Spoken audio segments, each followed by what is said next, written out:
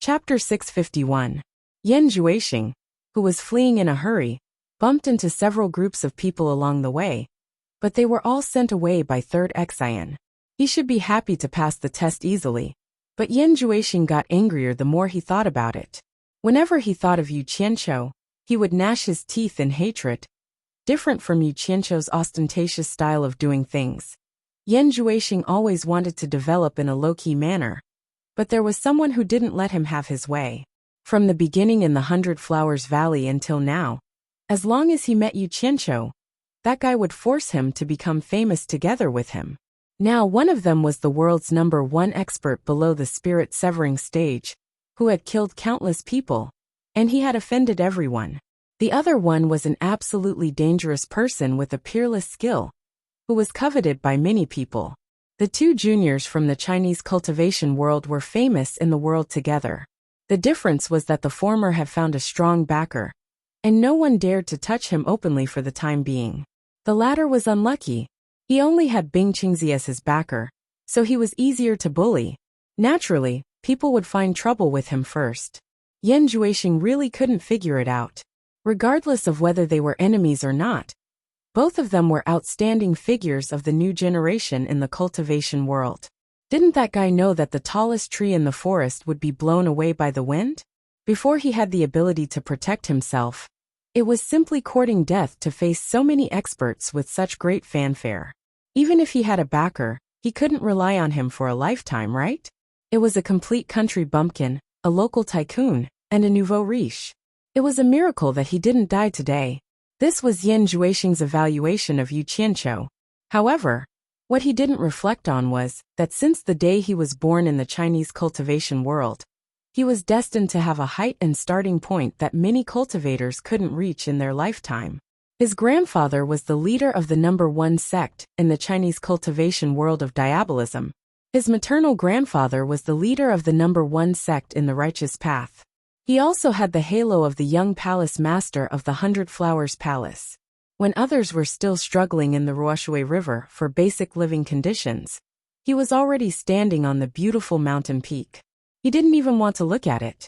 Instead, he kept a low profile and looked around at the crowd that had already climbed ashore to see who could be of use to him. This was what he meant by being low-key. With a high-profile identity and qualifications, it was easy for him to say that he was low-key. But what did Yu Qianqiu have at that time? There was nothing.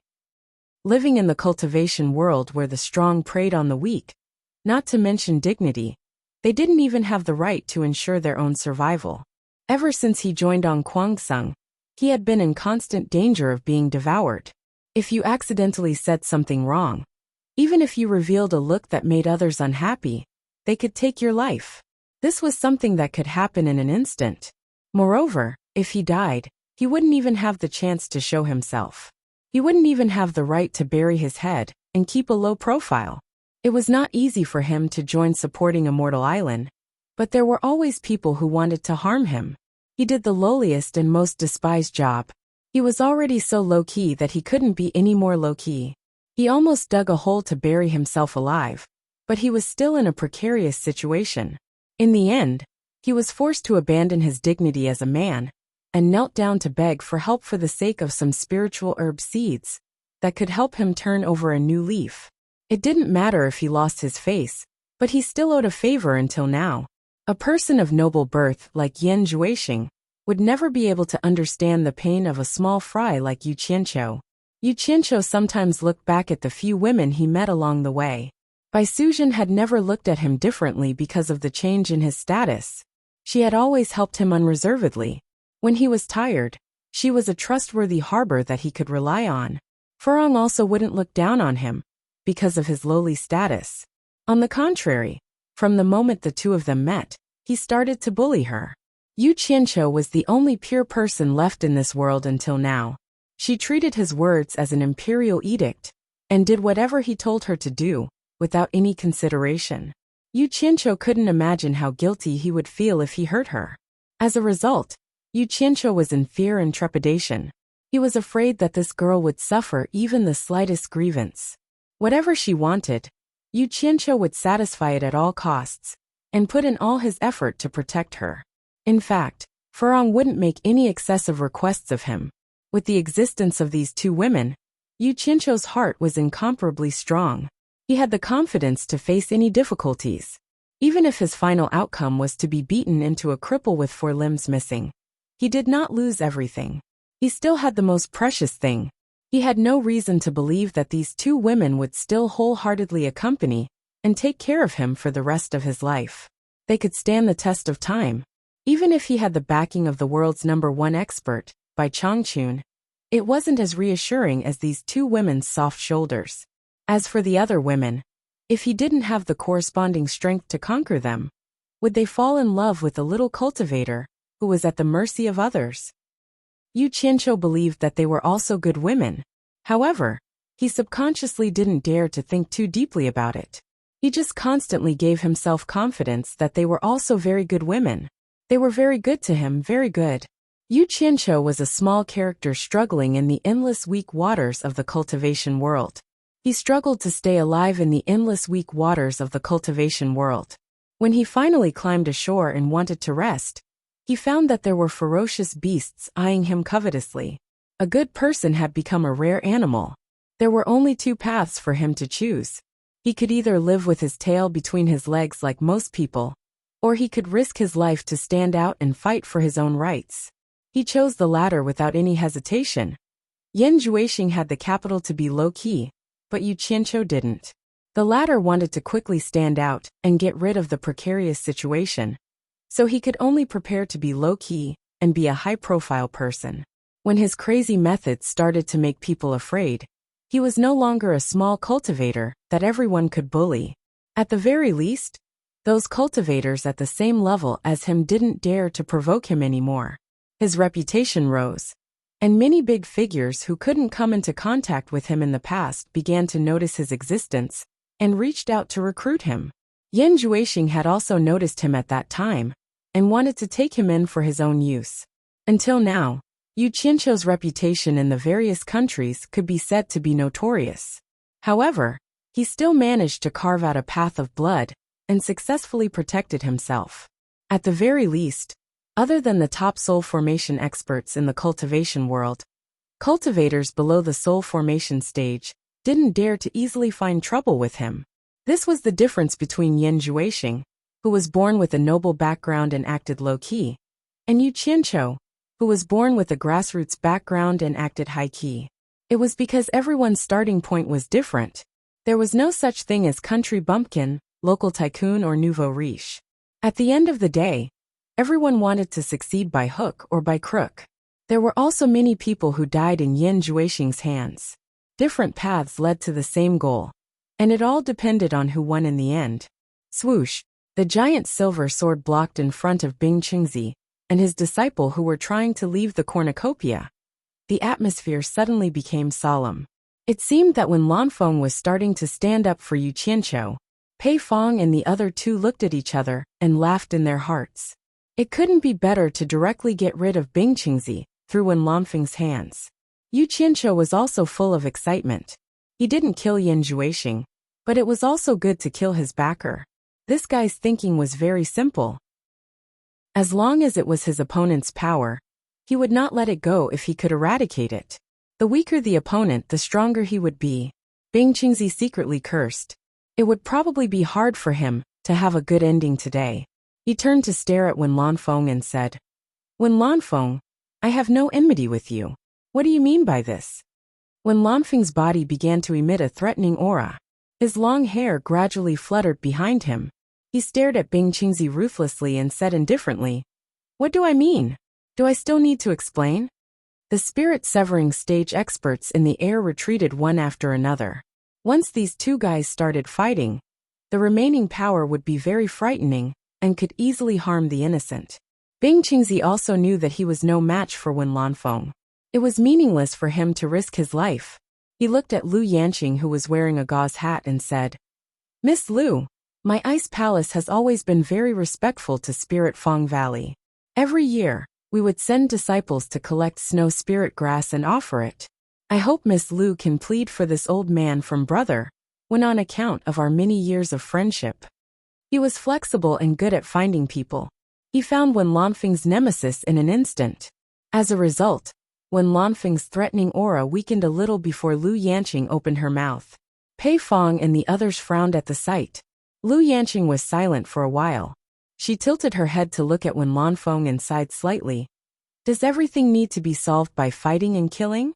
Although her words didn't sound like she was pleading for Bing Qingzi, it was no different from stopping Wen Lanfeng from fighting. In the end, Wen Lanfeng didn't say a word. The giant silver sword whooshed back into his storage bag. Bing Qingzi cupped his hands at Wen Lanfeng and said, "Thank you for your mercy, Brother Wen." Then he cupped his hands at Lu Yanqing and said, "I will remember Miss Lu's kindness. As long as the Ice Palace is here. If Spirit Fong Valley encounters any trouble, the Ice Palace will definitely do its best to help. Farewell." The master and disciple quickly flew away. When Lanfeng looked at Nongzhu and Yu Qianqiu apologetically, seemingly hoping that they would understand. Nongzhu was speechless, but there was nothing she could do. She couldn't stop Bing Qingzi. Everyone didn't expect that a big battle would be resolved by Lu Yanqing's words. Yu Qianqiu was both angry and amused. He didn't expect Lu Yanqing's words to have such a great influence on Wen Lanfeng.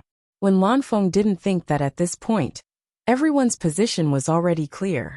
Those who were enemies couldn't be let go. Maybe people will accept Lu Yanqing's feelings, but they won't necessarily accept your Wen Lanfeng's feelings. Because everyone knows that you and I, Yu Qianqiu, are on the same side.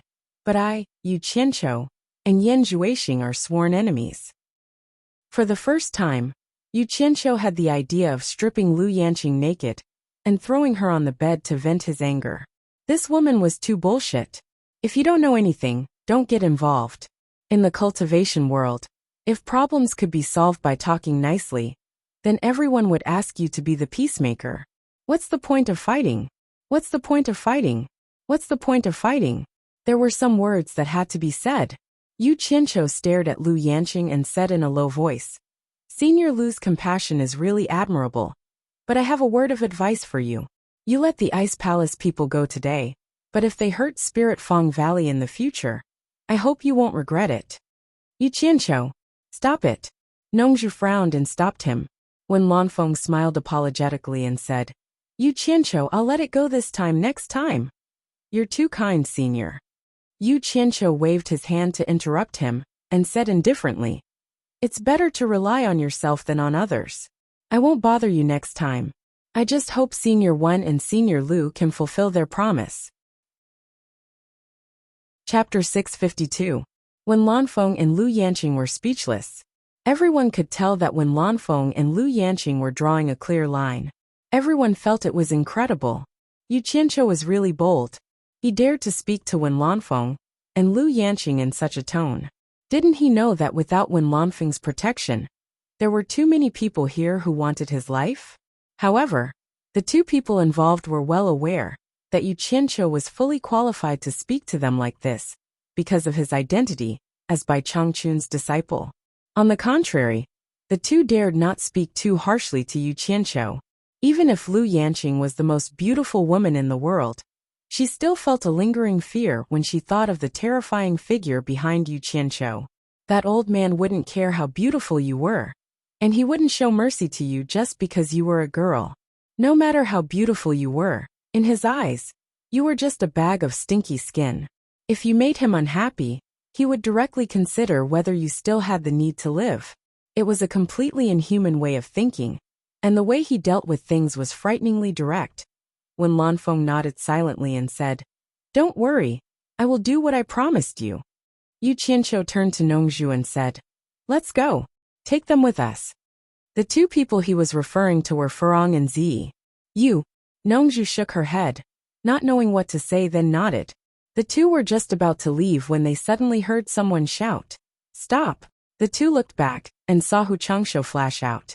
He cupped his hands to Wen Lanfeng and said, "Brother Wen, this kid's words were too arrogant. He didn't put you in his eyes. There's something I'd like to ask Brother Wen about.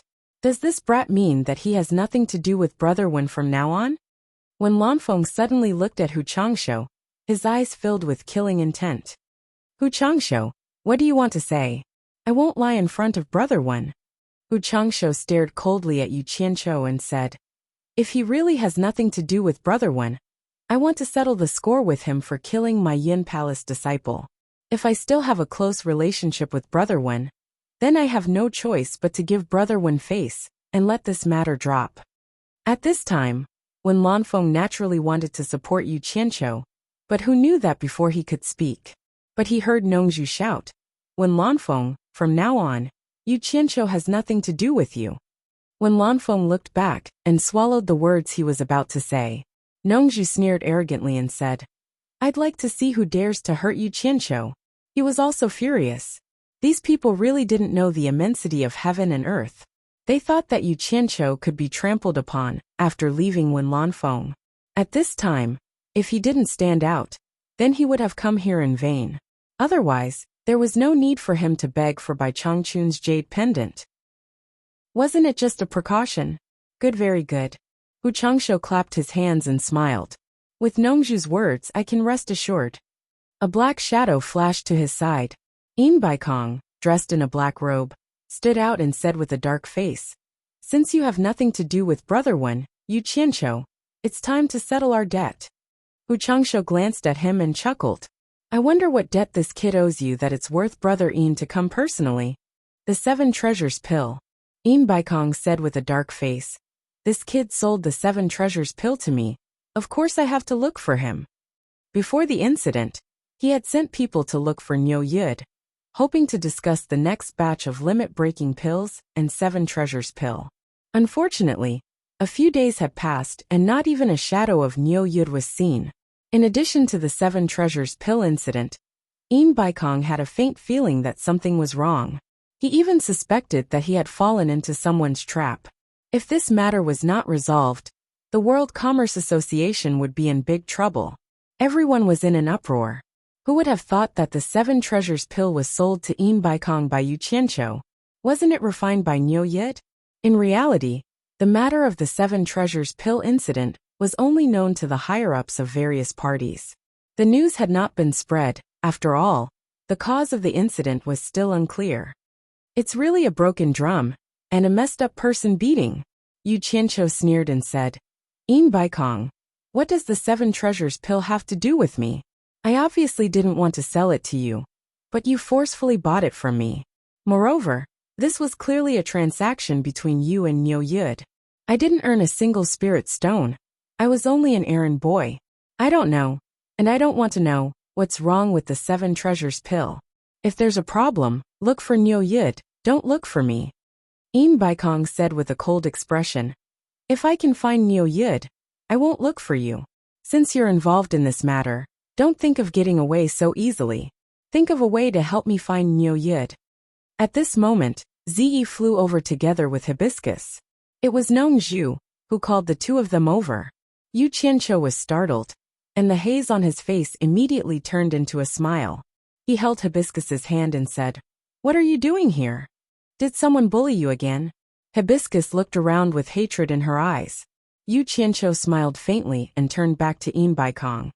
"If you can't find Niu Yud, don't come to me to vent your anger." Yin Baikong opened his mouth when he saw Hibiscus's hateful gaze, but he couldn't say anything. Hu Changsho followed Yin Baikong's gaze in confusion. Although this woman's appearance was not bad, it wasn't enough to make this old pervert. His eyes inadvertently caught a glimpse of the black cloud pattern jade pendant on Hibiscus's waist. Hu Changsho's pupils suddenly shrank, especially the word "bai" on it. His mouth slowly opened as he became dumbstruck. He finally understood Yin Baikong's feelings. The 2 top experts who wanted to take this opportunity to retaliate were instantly speechless. It was indeed not a good thing for a group of soul formation experts to have such sharp eyes. When everyone's eyes touched the jade pendant on Hibiscus's waist, they couldn't take their eyes off it. Their faces were filled with disbelief. It seemed like they had seen this thing before. When Lanfeng and Lu Yanqing looked at each other speechlessly. When Lanfeng in particular was a little depressed. Even if he personally showed up, he wouldn't be as deterrent as by Changchun's jade pendant. The group of cultivators watching from below couldn't figure out what was happening up there. Why did they all become mute? Although the group of soul formation experts gradually came back to their senses, Their eyes were filled with doubt. First, they doubted Hibiscus's identity. Second, when they saw Yu Qianqiu holding her hand, they doubted the relationship between Yu Qianqiu and her. Nongzhu revealed a sarcastic expression. Sure enough, evil people needed to be tempered by evil people. If it wasn't for Bai Changchun's iron-blooded methods, the cultivation world would have already turned upside down. Pei Fong, with a face full of fat, swallowed his saliva with difficulty. Suddenly, with a swoosh sound, he rushed between the two sides. The blue-faced demon knife quickly appeared in his hand, and said to the people behind him in a righteous manner, "Brother Nongzhu, if you want to leave, go ahead. I Pei Fong am here.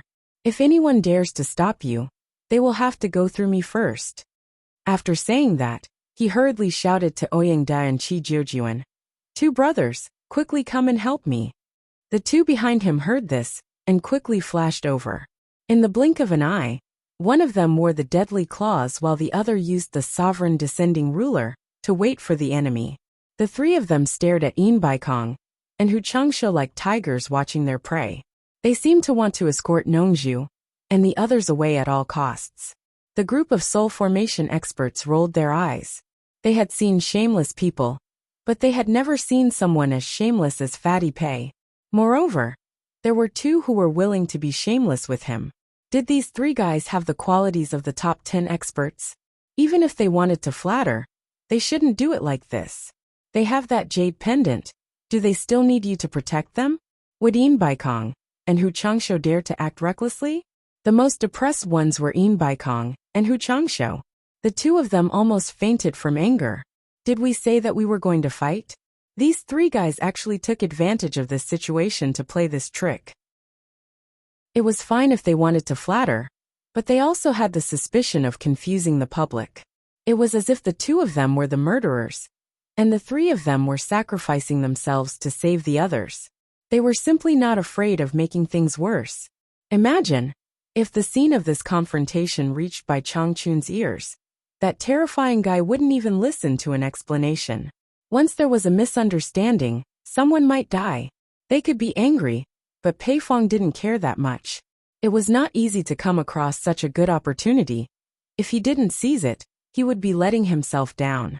As for whether or not someone would die, Pei Fong couldn't wait for someone to die, the more the better. It would be best if both Yin Baikong and Hu Changsha were dead. Furong didn't really understand the severity of the situation, but seeing that there were people who came to help at the critical moment, she immediately had a good impression of them. She weakly asked Yu Qianqiu, "That fatty and the other two are your friends? They are so nice." The moment these words came out, Pei Fong and the other two were immediately full of energy. Pei Fong, in particular, was grinning so widely that he couldn't even close his mouth. The fat on his face trembled as he turned around and said with a flattering smile, "He's a friend. From the first time I met Brother Yu, I've treated him as a bosom friend. If Brother Yu has any trouble in the future, don't hesitate to look for me." "Oh right, I am Pei Fong. Pei Fong Senior Pei." Furong smiled like a flower and nodded. "I will remember you." Qi Jiujuan turned his head and said with a warm smile, "I am Qi Jiujuan." Ouyang Da turned his head and said with an even more sincere smile, "I am Ouyang Da." Furong solemnly nodded and said, "Senior Qi, Senior Ouyang." Yu Qianqiu's expression twitched as he scratched his head. He didn't want to spoil Furong's mood. The greetings made the three of them so happy that they almost couldn't find the edge. Especially Pei Fong. He kept nodding his head happily, and didn't seem to have any intention of confronting others. He was certain that the two behind him wouldn't dare to make a move. In the end, Yin Baikong and Hu Changsha were so angry that they almost vomited blood. It turned out that the two of them were the villains, and these three were trying their best to reap benefits. However, they didn't dare to lose their temper at this time, for fear of scaring the girl. Shameless. A group of soul formation stage lords looked down on these three fellows. They were too shameless. Zi could be considered as someone with some experience. She naturally knew who these people were. They were all top figures in the cultivation world. She also understood that it was all because of the jade pendant on Furong's waist. Thus, her admiration for Senior Bai soared again, and at the same time, she was extremely envious of Furong. The group of cultivators who didn't know what was going on were completely confused. This scene was too strange. However, they weren't stupid. This woman was able to scare 5 late-stage spirit-severing experts at the same time. So her background was definitely not simple. Thus, everyone kept guessing Furong's background in their hearts. Yi Cheng, who was mixed in the crowd, was even more dumbfounded. He even suspected that his eyes were playing tricks on him. Chapter 653. Ignore them, let's go. Nongzhu waved her hand disdainfully. She didn't want to waste any more time with these shameless people. The 4 of them flew towards the passage of the treasure basin. The sky was quiet. Hu Changshu and Yin Baikong, who were shouting happily just now, remained silent as they watched them leave. Just as the 4 of them arrived at the passage of the treasure basin and were about to leave, a shrill laughter came from above, causing them to stop. Not only them, but everyone in the cornucopia also raised their heads to look at the sky. Sure enough, there is a group of soul-forming cultivators. Looks like this is the place. A man in a green robe was muttering to himself as he stared at the ground with his arms crossed. Although his voice was soft, it was as clear as a thread into the ears of the people below. Logically speaking, the treasure basin was protected by a protective formation. Only the people inside could see what was happening outside, while the people outside could only see the clouds and mist below. However, the newcomer was able to discover a group of soul-forming cultivators, which was not simple at all. Yin Baikong, who was already angry, neglected this point. Instead, he flew into a rage and said, "Who is sneakily standing up there?" The newcomer was none other than the emissary from the underworld, Lu Mei, who was instructed by Yu Ji. Lu Mei, who was in the sky, was startled. Then, he laughed in a shrill voice and said, "Are you talking to me? How arrogant. Let me see who it is." In fact, he didn't see the people below, but the people of the underworld were very sensitive to the strength of human auras in the mortal world. Moreover, the cultivation of the people below had not reached the level where they could hide their auras, so he was able to determine who it was from above. The man in the green robe suddenly turned into a ball of green light and effortlessly passed through the protective formation. Based on the sound, he floated in front of Yin Baikong and suddenly transformed back into his human form. A pair of green eyebrows slightly raised, and his small eyes looked up and down at Yin Baikong with disdain. Then he said in a shrill voice, "Were you the one who talked big to me just now?" Everyone was startled by him and quickly backed away.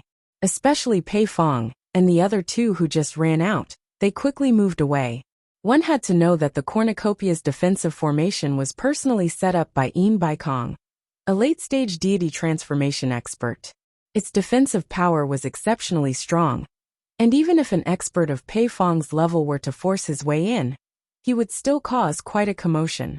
And this green-robed man who suddenly appeared actually broke in without a sound and effortlessly. In particular, the spell that could turn one's entire body into a ball of green light was something that he had never seen before. It was extremely strange. The most disturbing thing was that even with everyone's cultivation, they couldn't sense any life from this person. It was as if the person standing in front of them was a living dead. Coupled with a pair of green eyebrows and a deathly pale complexion, it gave off a feeling of extreme danger. Yin Baikong was startled and immediately calmed down from his previous anger. His body flashed, and he quickly moved a safe distance away. He then cupped his hands and asked, "May I know who you are and what brings you here?" Hee. Green Eyebrows laughed and said, "How dare you? I asked you a question, but you dare not to answer. I will ask you again. Were you the one who was boasting shamelessly in front of me just now?" Yin Baikong's heart skipped a beat, but he still squeezed out a smile and cupped his hands, saying, "It was a misunderstanding just now. I didn't know you were an esteemed guest, so please forgive me for not going out to greet you." Since he couldn't figure out the other party's background, he could only feel wronged. It was better than losing his life. "It seems like you are a tactful person. It won't be difficult for me to forgive you." Green Eyebrows crossed his arms in front of his chest and indifferently swept his gaze across the crowd, as if he was looking at a group of ants that he could trample at will. His gaze finally landed on Yin Baikong, and he arrogantly said, Kneel down and kowtow to apologize, and I can spare your life. Once these words were spoken, the crowd was in an uproar. Someone actually wanted Baikong to kowtow? The group of deity transformation experts looked at each other in dismay. They didn't know where this monster came from. But he was a bit too arrogant. The gloating expression on Pei Fong's face suddenly disappeared, and he exchanged glances with Qi Jiujuan and Ouyangda. Their eyes filled with seriousness. It was true that they couldn't wait for Baikong to die. But Baikong was, after all, one of the top 10 experts on the same level as them. Normally, no matter how much they targeted Baikong, they wouldn't use such a method to humiliate him. If Baikong really knelt down and kowtowed, it wouldn't just be him losing face, but the top 10 experts as well. How would the cultivators of the world view the so-called top 10 experts in the future? At the entrance of the passage, Yu Qianqiu gave Nongzhu a questioning look, hoping to get an answer from the knowledgeable Nongzhu. In the end, Nongzhu slightly shook her head and transmitted her voice. I have never seen such a person. I'm afraid Baikong is out of luck. At this moment, even if Yu Qianqiu racked his brains, he wouldn't be able to think that this strange person was lured out by his deeds. Baikong's expression greatly changed. If this was a place with no one around, and he was forced into a corner, he might have compromised in order to save his life. But where was this place? This was the cornucopia of the World Commerce's headquarters. His disciples and grand disciples were watching from below. How could he kneel? If he really was humiliated and knelt in front of everyone, even if he obtained the entire world in the future, he would never be able to raise his head. If he was an ordinary cultivator, then it wouldn't matter. But he was one of the top 10 experts. There were different types of humiliation, and some humiliation was more difficult to bear than death for experts. Who are you? Aren't you being a little too overbearing? Baikong asked with an ashen face. He didn't know what kind of bad luck he had today. Why did bad things happen one after another? A mere mortal doesn't have the right to ask who I am. Lu Mei's tone was cold and threatening. I'll give you one last chance. Are you going to kneel or not? An icy aura slowly spread out, causing the surrounding temperature to plummet. He was indeed angry. In the underworld, he knelt in front of a woman every day, so he already had nowhere to vent his anger. He didn't expect that in the human world, a mortal cultivator would actually dare to contradict him. Immediately, killing intent spread in his heart. A mere mortal? Baikong's pupils shrank. From the other party's aura, he sensed an aura similar to Niu Yid's, but it didn't seem to be as strong as Niu Yid's. He immediately asked, could it be that you're from the immortal world? I also have a friend in the immortal world called Niu Yid. Do you know him? When a person was forced into a desperate situation, no matter what method he had, he would always try it. The moment these words came out, it could be said that everyone was shocked. Everyone was stunned. Niu Yid was actually from the immortal world? Everyone thought of Niu Yid's incomparably arrogant actions, and immediately came to a realization. So he was from the immortal world. No wonder such a powerful expert suddenly appeared. No one knew his origin. However, everyone was more or less suspecting whether Baikong's words were true or not. Nongzhu's face kept twitching. She stiffly turned around and rolled her dead fish eyes. She transmitted her voice to Yu Qianqiu. Kid, what nonsense did you tell Baikong to actually make him say such nonsense? Yu Qianqiu shook his head with a sluggish expression. He really didn't know what to say. He could only silently say in his heart, Brother take care. Lu Yanqing, who was in the air, stared at him with a complicated gaze. Lu Mei was slightly startled when she heard this. She asked in surprise, You have a friend in the immortal world? What does Niu Yid do? The immortal world had always been in contact with the underworld. However, his position and cultivation in the underworld wasn't high. He was just a dispensable clown under Madame Heiqi's feet. He wasn't familiar with the people in the immortal world at all. If this person's friend was someone important in the immortal world, then he wouldn't be able to provoke them. Even if he ran back to the underworld, they could still come to the immortal world to deal with him. Madame Heiqi wouldn't offend a big shot in the immortal world for a clown like him. If that happened, she would kick him away like a piece of trash, without the slightest bit of mercy. Seeing that the opponent's aura was slightly weakened, Baikong cupped his hands and smiled. My friend is the immortal world's emissary. Yu Qianqiu almost couldn't hold back his laughter when he heard this. Nongzhu glanced at him. She finally knew who this kid was pretending to be. It turned out that he was the emissary he mentioned before. Immortal world's emissary? Lu Mei's face was full of suspicion. The immortal world's emissary who goes to and from the immortal ascension stage in the human world? Baikong's eyes lit up. It seemed that Nyoye didn't lie to him. There really was such a person in the immortal world. He immediately cupped his hands and smiled. That's right. He's the immortal world's emissary, who goes to and from the immortal ascension stage in the human world. Lu Mei's pale face darkened. He said in a gloomy tone, You dare to trick me? You actually used an emissary from the immortal world to fool me. He might not dare to provoke someone with a bit of status in the immortal world, but he wouldn't put a lowly immortal in his eyes. No matter how insignificant he was in the underworld, he was still a small character who had accompanied the dignified Madame He Qi for a long time. Not everyone would dare to touch him when he went out. Not to mention this, his cultivation level was one level higher than that lousy emissary. Baikong was shocked. He knew that he had overreached himself. He raised his hand in a panic, wanting to apologize. Who knew that Lu Mei would shout, I gave you a chance to live, but you didn't want it. You dare to trick me? Hand over your life. Baikong was indeed someone who had been on the battlefield for a long time. Once he heard this, he knew that there was no room for negotiation. Without hesitation, he teleported and disappeared on the spot. However, Lu Mei disappeared almost at the same time. Bang! A loud sound came from the sky, attracting everyone's attention. Two people appeared at the edge of the defensive formation at the same time. From the looks of it, it seemed like Baikong wanted to teleport away, but his escape route was blocked by the other party.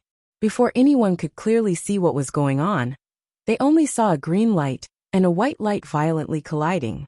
The powerful shockwave caused the spirit-severing experts in the air to fall down one after another. The airflow stirred up the dust, making everyone unable to open their eyes. The surrounding shops collapsed on the spot.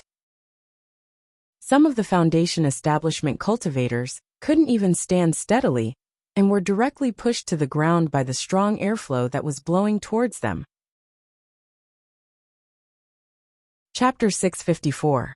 Nongzhu's figure flashed and appeared in front of them.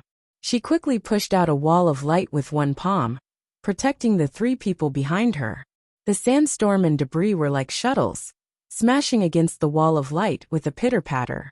Even with Nongzhu's help, Yu Qianqiu still subconsciously pulled Furong behind him and stared at the sky with a solemn expression. The green light and white light violently collided and separated. However, the green light remained stationary in the air, while the white light was quickly knocked back as if it had hit an iron wall. As soon as it was knocked back, the white light disappeared, and a human figure was smashed down with a swoosh. Bang! The ground shook violently, and in an instant, a deep pit was smashed out of the collapsed walls. A few cultivators with low cultivation were unable to dodge in time, and were smashed into the pit. After letting out a miserable scream, there was no reaction. The green light in the air revealed its true form. Lu Mei stared at the ground and laughed cruelly. Reckless thing, you still want to escape in front of me. Cough cough. A series of violent coughs came from the deep pit, and the coughs were heart-wrenching. Suddenly, the coughs stopped, and the white light once again shone from the deep pit. A powerful aura rapidly rotated and spread out from the deep pit like a storm. The surrounding broken bricks and stones were swept away, as if they were dry weeds and rotten wood, before the crowd could react. A black figure with a dazzling white light quickly escaped from the deep pit. It seemed as if it wanted to split the void, emitting a dazzling light that pierced through the sky. Its target was Lu Mei, who was in the air. The onlookers were overwhelmed with emotions. Baikong obviously knew that he couldn't escape, so he took the initiative to launch a powerful attack. Among the cultivators watching from below, there might have been many who scoffed at Baikong's action of escaping.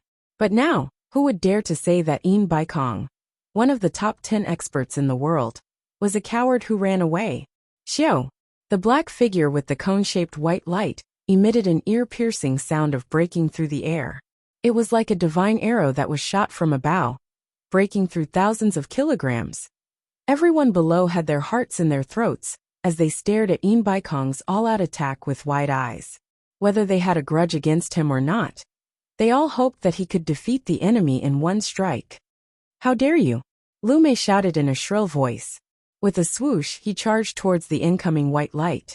With a "ya" sound, he raised a huge palm shadow and slammed it down. Bang! The air exploded, the airflow rippled, and visible patterns spread out. The white light was instantly annihilated, and a black shadow crashed down at an even faster speed than before.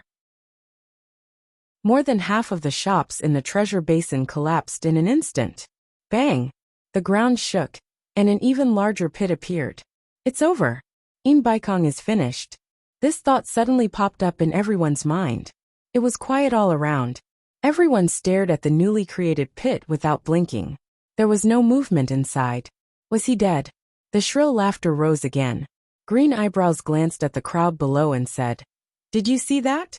This is the consequence of being disrespectful to me." Cough, cough. The sudden sound of coughing interrupted his wild laughter. Green Eyebrows couldn't help but exclaim in surprise. Staring at the figure crawling up from the deep pit below, he clicked his tongue and said, "Old thing, you're really tough. You're actually not dead yet?" Inside the deep pit, the black-robed Baikong lowered his head and dragged his sword. He slowly walked out with heavy steps, and silently stood at the edge of the deep pit with his sword in hand. His black robe was already tattered and covered in dust. Blood could be seen flowing out from the wound underneath. Although he was old, his neatly combed hair was now loose and messy. Mixed with the dust, it was as messy as weeds on the roadside. Ha! Ha! He slowly raised his head, and intermittent sounds came from his throat. Baikong stubbornly stared at the sky. His eyes were still bright and full of expression. Suddenly, his chest heaved up and down, and he spat out a mouthful of blood. However, he continued to stare at the sky, unwilling to lower his head. "Master!" Two cries of alarm could be heard. Sikongju and Jing Yuankong teleported over with their swords in hand. They stretched out their hands to support Baikong's arm. "Don't touch me, I can't fall yet. I don't need anyone to support me," Baikong shouted, and the two disciples' hands froze in fear. Green Eyebrows, who was crossing his arms in the air, shook his head, and said with a mocking expression, "Even if he's not dead, he's not far from it. Is this your disciple? Old thing, this lord is being kind, and will give you some time. If you have any last words, hurry up and say them." Haha! Sharp laughter echoed in the air. The resentment that had been suppressed for so long in the netherworld had finally found a place to vent, and he laughed very happily. It felt so good to be able to control the life and death of others at any time. Sikongju and Jing Yuankong stared at the sky with faces full of anger. Baikong also revealed a sinister expression, but when he turned around and looked at the two accompanying disciples, he nodded his head with a gratified expression. These two disciples were not taken in for nothing. They still dared to stand out in such a dangerous moment. "You two back down. This has nothing to do with you," Baikong said in a deep voice. "Master!" Jing Yuankong's face was full of anxiety. Sikongju shook his head with a bitter smile. "If anything happens to Master, even though the world is big, where can we brothers retreat to?" What he said was the truth. The two brothers had worked for Baikong, and had offended countless people. If Baikong died, how could others spare them? Baikong's eyes turned scarlet red, and he stared at Pei Fong, who was in the crowd, and shouted angrily, "Fatty Pei, you and I have fought for a lifetime. Why don't we put an end to it today? Do you dare to come out and fight me?" Pei Fong was speechless after being called out. He scratched his fat face and said with a bitter smile, "Brother why do you have to do this? Look at the situation now. Say it, will you fight or not?" Baikong roared. "I admit defeat." Pei Fong shrugged his shoulders helplessly and said with a bitter face, "I know what you want to say. Don't worry. As long as your two disciples don't go against me in the future, I won't find trouble with them. As long as they don't take the initiative to cause trouble, I won't let others find trouble with them." Brother Een, are you satisfied now? Een Baikong chuckled and said, Fatty Pei, looks like you won't have a chance to win against me in this lifetime. If you don't accept it, I'll wait for you in the next life. Damn it. Pei Fong couldn't help but curse. He scratched his fat face and said, Fine, if there's a chance in the next life we'll fight again. This life is yours. Haha. Een Baikong laughed wildly. After hearing the conversation between the two, the crowd couldn't help but sigh. Although they all knew that Een Baikong didn't have a true friend in this lifetime, no one would have thought that the person he would entrust his funeral to was the enemy he had been fighting with for a lifetime. There was a good saying, the person who understood you the most was your enemy. After laughing wildly, Een Baikong turned to his two disciples and said with a smile, If you still have me as your master in your heart, don't let my Een family's bloodline end. As for the World Commerce Chamber, you won't be able to keep it. Let go when you need to. Otherwise, if Fatty Pei becomes jealous, his words will be treated as farts. Pei Fong rolled his eyes and didn't retort. At this time, he couldn't be bothered to argue with him. Are you guys done talking? Lu Mei, who was floating in the air with his arms crossed, was getting impatient. Get out of the way. Een Baikong shouted at his two disciples. Sikong Ju and Jing Yuankong were still hesitant, but when they saw their master's angry glare, they bit their lips and bowed, then resolutely turned around and left. Human fire. A commotion suddenly broke out in the surroundings. Een Baikong straightened his back. His whole body was burning with a scorching white flame, and a suffocating aura slowly spread in all directions. Meanwhile, Een Baikong's entire being was filled with energy and vigor. Nongju shook her head slightly and sighed softly. Een Baikong is going to risk his life. Yu Qianqiu's expression was solemn. He could also see that this white flame was the human fire that only someone with a high cultivation base could ignite. Een Baikong was clearly burning his powerful cultivation base, preparing to raise his attack power to the limit. Even if he could survive in the end at his age, without the support of a powerful cultivation base, how long could he live? He was clearly throwing caution to the wind, and had no intention of surviving. Yu Qianqiu sighed. There are so many late divine transformation realm experts. Is there no one who will help him? Nongju sneered. They are all old foxes, knowing that they are no match for him, who would still want to die. Moreover, he doesn't have a true friend. Sigh. Een Baikong is also forced into a corner. You think he wants to? As he spoke, a protective aura quickly surged out from his body, expanding to envelop everyone. Zi and Furong looked at this scene in horror, the two of them tightly holding each other's hands. When Lu Mei saw this scene, his pupils couldn't help but shrink. He sneered. Old thing, you really are tired of living. Then I'll fulfill your wish. Although he said that, two 1-meter-long green thorns suddenly appeared in his hands, flashing with a cold green light. Obviously, he didn't dare to be too careless. I refuse to accept this. Een Baikong roared. The white flame on his body surged, and he disappeared on the spot with a whoosh. Boom! Immediately after, there was an explosion in the air, only to see the green thorn in Lu Mei's hand blocking a huge sword aura that had suddenly appeared. The sword aura was easily defeated by him. However, Een Baikong was nowhere to be seen. Just as the sword aura was defeated, another sword aura appeared out of nowhere and slashed wildly. Lu Mei's reaction was extremely fast. The green thorn in his hand was defeated without any hesitation. However, the sword aura that followed became more and more frequent. There were huge sword shadows everywhere in the air. But Een Baikong was nowhere to be seen.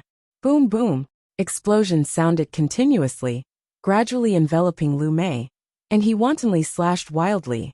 On the other hand, Lu Mei dealt with the attacks with ease, a disdainful sneer on his face. The battle became more and more intense, or more accurately, Een Baikong's attacks became more and more intense, causing the weather to change. Bang bang bang. The protective formation of the treasure basin finally couldn't withstand the power of the two's battle anymore. The bottom of the formation exploded, and the entire protective formation completely collapsed. The cultivators below the soul formation stage were already unable to stand under the powerful pressure. The wind blades formed from the aftermath of the battle were as hard as steel, Some of the weaker cultivators were cut into pieces on the spot, their intestines spilling out. Immediately, many people fled in fear, quickly hiding behind the god of wealth peak. Chapter 655. Yu Qianqiu stared at the sky and said with a frown, "What is Yin Baikong doing? Does he want to destroy the treasure that he built with his own hands? He is using teleportation to attack." Nongzhu sighed and said, "The strength gap between the two sides is too big. Only by constantly teleporting can he barely maintain his attacking posture. Otherwise, as you have seen before, he is not an opponent of the same level at all. In a head-on fight, he can't even resist one blow from his opponent. Could a soul formation final stage expert be able to teleport indefinitely?" Yu Qianqiu was puzzled. He can't. That's why he ignited his cultivation and forced himself to use it. When he stops, he will be. Sigh. Nongzhu shook her head. It seems like this move is useless against him. The difference in strength is too big. Could he really be an immortal from the immortal world? Yu Qianqiu was speechless. He couldn't answer this question either. In the sky, the endless sword energy gradually decreased. The attacks that were as dense as rain were showing signs of weakening. The green spikes in Lu Mei's hands easily broke the incoming sword energy. Then he cackled. "I thought you were more capable than I thought. So this is all you've got. What? You can't hold on anymore? Useless." What answered him was the sudden appearance of a figure, wielding a sword with both hands and slashing at his head. Lu Mei casually waved his green thorn and easily destroyed it. He clicked his tongue and said, "Can't even withstand a single blow. Really can't withstand a single blow." After a few fruitless attacks, Yin Baikong stopped. He floated in the air and panted heavily. His eyes were lifeless as he stared at Lu Mei. His black robe had been dyed dark red by blood. Drops of blood dripped from the tips of his feet. His face was pale, comparable to Lu Mei's. The group of soul formation stage lords stared at the sky in silence. They all knew that Yin Baikong was finished. "Don't have the strength to spin anymore?" Lu Mei laughed. "If that's the case, I won't play with you anymore. Boring." As soon as he finished speaking, he shot his green thorn at Yin Baikong's chest. It was fast and silent. A beautiful green light flashed. Suddenly, Yin Baikong, who seemed to have lost the ability to retaliate, suddenly disappeared. Green thorn pounced on empty air. Green eyebrows' pupils constricted. A streak of light suddenly appeared on his left. It was as dazzling as the Milky Way, and it was like a bolt of lightning from a clear sky. It was incredibly fast and almost reached his neck in the blink of an eye. This was the fastest sword strike Yin Baikong had ever unleashed in his entire life. His lifetime of cultivation and comprehension were all condensed into this single strike. It was soundless, yet it contained a powerful destructive power. He was prepared to finish the battle in one fell swoop. Even if he couldn't kill all of them, he had to teach them a lesson. The group of spirit-severing stage experts below suddenly became spirited. So it turned out that Yin Baikong was still hiding a trump card, purposely acting weak to make the opponent careless. As long as the opponent's reaction was even the slightest bit careless, it would be very difficult for them to escape this sword. At the very least, none of them believed that they would be able to dodge this sword strike. This was a sword strike that Yin Baikong had ignited his cultivation base.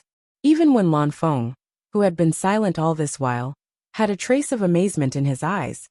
Or perhaps it was more appropriate to describe it as shock. However, it was this stunning strike that missed. It had clearly struck the opponent's throat, but it turned out that it had struck an afterimage. Yin Baikong's body froze in the air. The god of wealth sword that had followed him for many years shot into the distant horizon. After it left his hand, the silver streak of light brought with it the sound of thunder and wind as it disappeared into the distance. Its final destination was unknown. Who knew if it would be fated to continue its fate with its master in the future? Green Eyebrow stood behind Yin Baikong. A green thorn in her hand had pierced through Yin Baikong's back, through his chest, and pierced through his heart. A section of the green thorn protruded from his chest, and beads of blood dripped down. Yin Baikong's pupils gradually dilated and lost their luster. Master. On the god of wealth peak, Sikong Ju and Jing Yuankong cried out involuntarily. The disciples of the World Commerce Association emerged one by one and looked at the scene in the sky in a daze. Sorrowful expressions emerged on their faces as they silently muttered in their hearts. The era of the World Commerce Association is over. The group of soul formation experts looked up at the sky, and they all had expressions of sympathy on their faces. Nongzhu and Yu Qianqiu looked at each other. No one could have imagined that the high-spirited Yin Baikong, who was preparing for the cornucopia gathering, would be finished just like that. Old ghost, you're still lacking if you want to scheme against me. Don't you know how to act a little better? Your biggest flaw is that you can still float in the air. Green Eyebrow's mouth was close to Yin Baikong's ear as he laughed sinisterly. Suddenly, Yin Baikong's dilated pupils shrank, and a trace of a desolate smile flashed across his face. His hands suddenly hugged the person behind him tightly. The smile on Green Eyebrow's face froze as he cried out in surprise. Old thing you! Boom! An earth-shattering explosion drowned out Green Eyebrow's cry. A bright light exploded in the sky, and the air in this area seemed to be scared away in an instant. Nongzhu let out a fierce snort as the protective aura she released was instantly blasted apart by the powerful explosive airflow. Fortunately, Ziyi's reaction speed was not slow.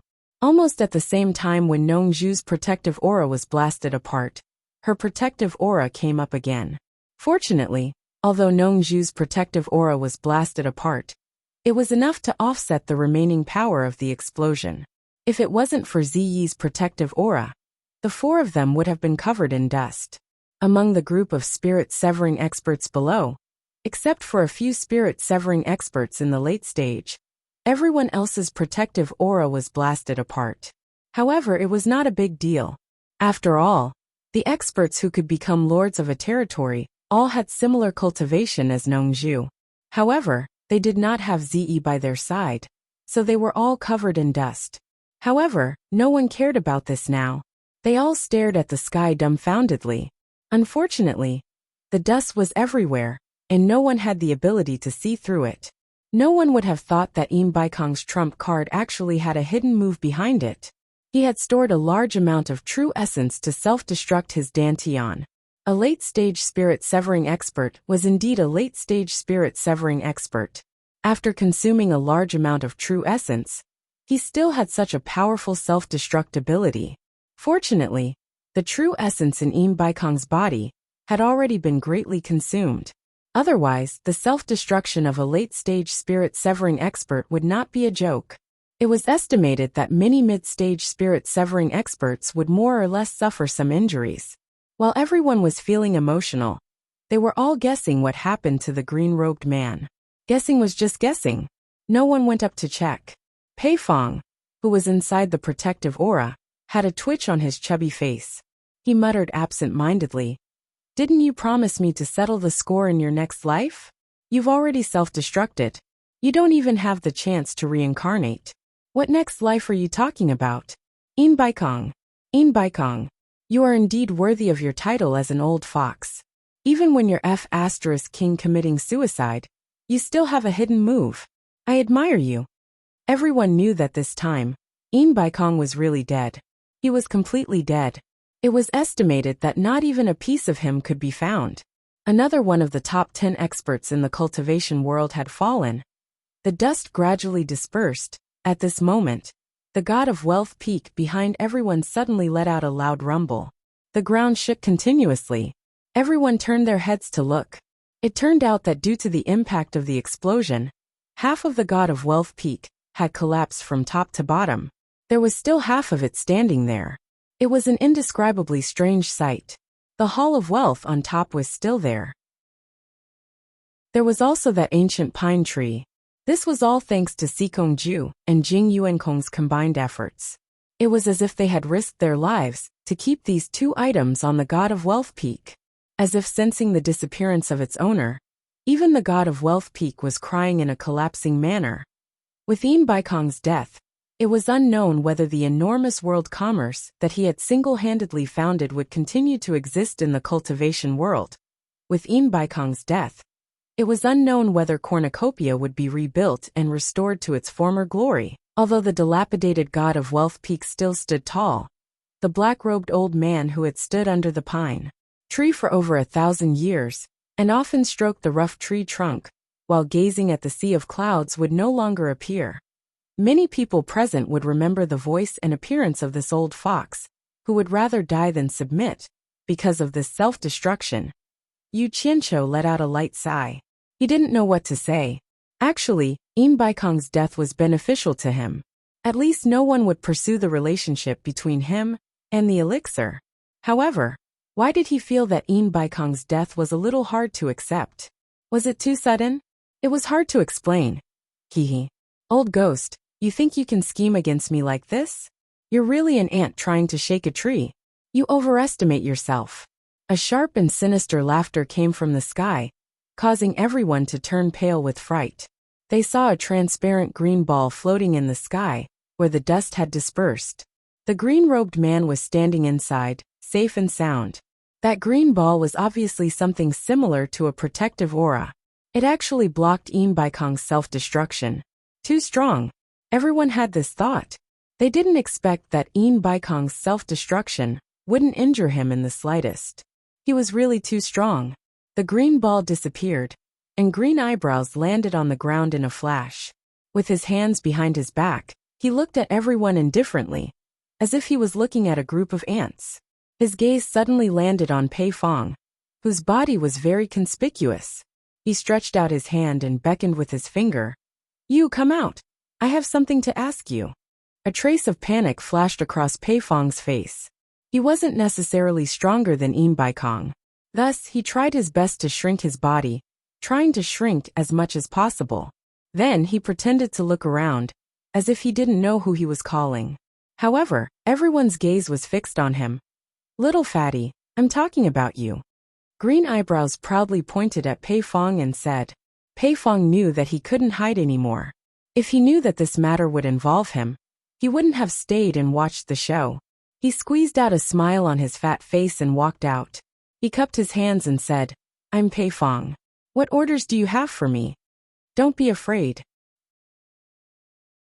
Green eyebrows casually waved his hand. He seemed to enjoy the feeling of someone trembling in front of him. He was in a good mood as he said to Pei Fong, Fatty Pei, let me ask. Oh, how did you know that my nickname is Fatty Pei? Pei Fong curiously tried to establish a relationship. Green eyebrows was stunned. His expression returned to normal as he said, Nonsense. Your surname is Pei, and you're a fatty. If I don't call you Fatty Pei, what should I call you? Pei Fong didn't seem to realize that he was being scolded. Instead, he revealed an almost exaggerated expression of reverence, and said in a flattering manner, You are indeed an expert. You can even think of such a question. You really have a divine plan. Chapter 656. Lu Mei looked at him in surprise, and found that this guy's flattery was as good as his. But the feeling of being flattered and being flattered were two completely different things. He enjoyed it very much. But the group of lords at the spirit-severing stage had goosebumps all over their bodies. A dignified late spirit-severing expert actually behaved like this. It was like heaven and earth compared to Baikong, who would rather die than submit. But they just felt uncomfortable, and didn't mean to look down on him. How many of them hadn't experienced bowing and scraping before? They just didn't fawn as disgustingly as Pei Fong. Fatty Pei cut the crap. Although Lu Mei said so, there was a trace of appreciation in his eyes. Let me ask you, who here is called by Changchun? His eyes fell on Wen Lanfeng, Hu Changshou, Ouyangda and Qi Jiujuan. These four were the ones with the highest cultivation. Pei Fong screamed and then asked hesitantly, You are looking for Bai Changchun? To be exact, he was startled, and so were the others. Even if the person in front of them might be from the immortal world, it didn't seem to be more frightening than Bai Changchun. After all, Bai Changchun's despotic power had suppressed them for so many years that they were all scared to the bone. Everyone looked at each other. Nongzhu and Yu Qianqiu looked at each other. Who was this person? Why did he come here to look for Bai Changchun? Was Bai Changchun also in contact with people from the immortal world? Lu Mei narrowed his eyes, and took in everyone's reaction. He smiled and said, It seems that Bai Changchun is here. Who is Bai Changchun? Come out and answer me. The surroundings were quiet, and no one dared to say anything. Then again, after being suppressed by Bai Changchun for so many years, who dared to talk about Bai Changchun in front of so many people? After waiting for a while, no one spoke. Lu Mei's green eyebrows trembled and he sneered. Fatty Pei, point out to me who is Bai Changchun. Pei Fong was shocked. Whether it was Bai Changchun or this strange green-robed man, he couldn't afford to offend them. He didn't know if these two were friends or enemies, but from the way they spoke, it was more likely that they were enemies. It was better to figure it out before dealing with them. Thus, with a face full of smiles, he nodded and bowed as he asked, May I know why you are looking for Bai Changchun? If someone else had asked a question instead of replying, Green Eyebrow would have been unhappy. However, Pei Fong's respectful attitude made him feel comfortable. He snorted coldly and said, Bai Changchun, you destroyed the gate to the underworld and angered the underworld emperor. He sent me here to punish you. Why do you think I'm looking for him? It was so quiet that one could hear the chirping of birds in the distant forest and the gentle breeze. Everyone was stunned. Bai Changchun had actually reached the legendary underworld gate, and even destroyed it? The #1 expert in the world was indeed the #1 expert in the world. He was too bold to actually dare to mess with the netherworld. As a result, even the legendary emperor of the underworld was alerted. And this person was actually an emissary from the underworld? No wonder it was so powerful. Nongzhu rolled her dead fish eyes and slowly tilted her head to stare at Yu Qianqiu. The latter's face twitched as he smiled embarrassedly. Now the two completely understood. It turned out that the destruction of the underworld gate had attracted this god of plague. Baikong's death was a little unjust. Bai Changchun was also wronged. But what Yu Qianqiu couldn't figure out was why the other party didn't look for him, the culprit, but his master. He looked at Nongzhu with an inquiring look. Nongzhu transmitted her voice with extreme disdain. No need to guess. It must be the trouble caused by the words left on the wall of the underworld cave. Otherwise, no matter how famous your master is, the people of the underworld wouldn't know his name. When you go back, quickly erase the words on the wall for me. It seemed that having bad handwriting had its benefits. At least it wasn't that easy to recognize. Yu Qianqiu didn't say anything. Pei Fong had a dull expression on his face. He really didn't know what to say. But Green Eyebrow wouldn't let him get away with it. He asked again, Fatty Pei, who is Bai Changchun? Point it out to me, or else. Humph. Pei Fong's face was bitter, and he was almost crying. He wanted to test whether the strange green-robed man was Bai Changchun's friend or foe. If it was a friend, he would naturally tell the truth. If it was an enemy, he could also tell the truth. It would be great if he could get rid of Bai Changchun with the help of the strange green-robed man. Bing Qingzi ran away, and Baikong died. If Bai Changchun, who was above him, also died, he would be very comfortable in the future. But he never thought that Bai Changchun would dare to provoke the underworld. This was a little too ridiculously strong.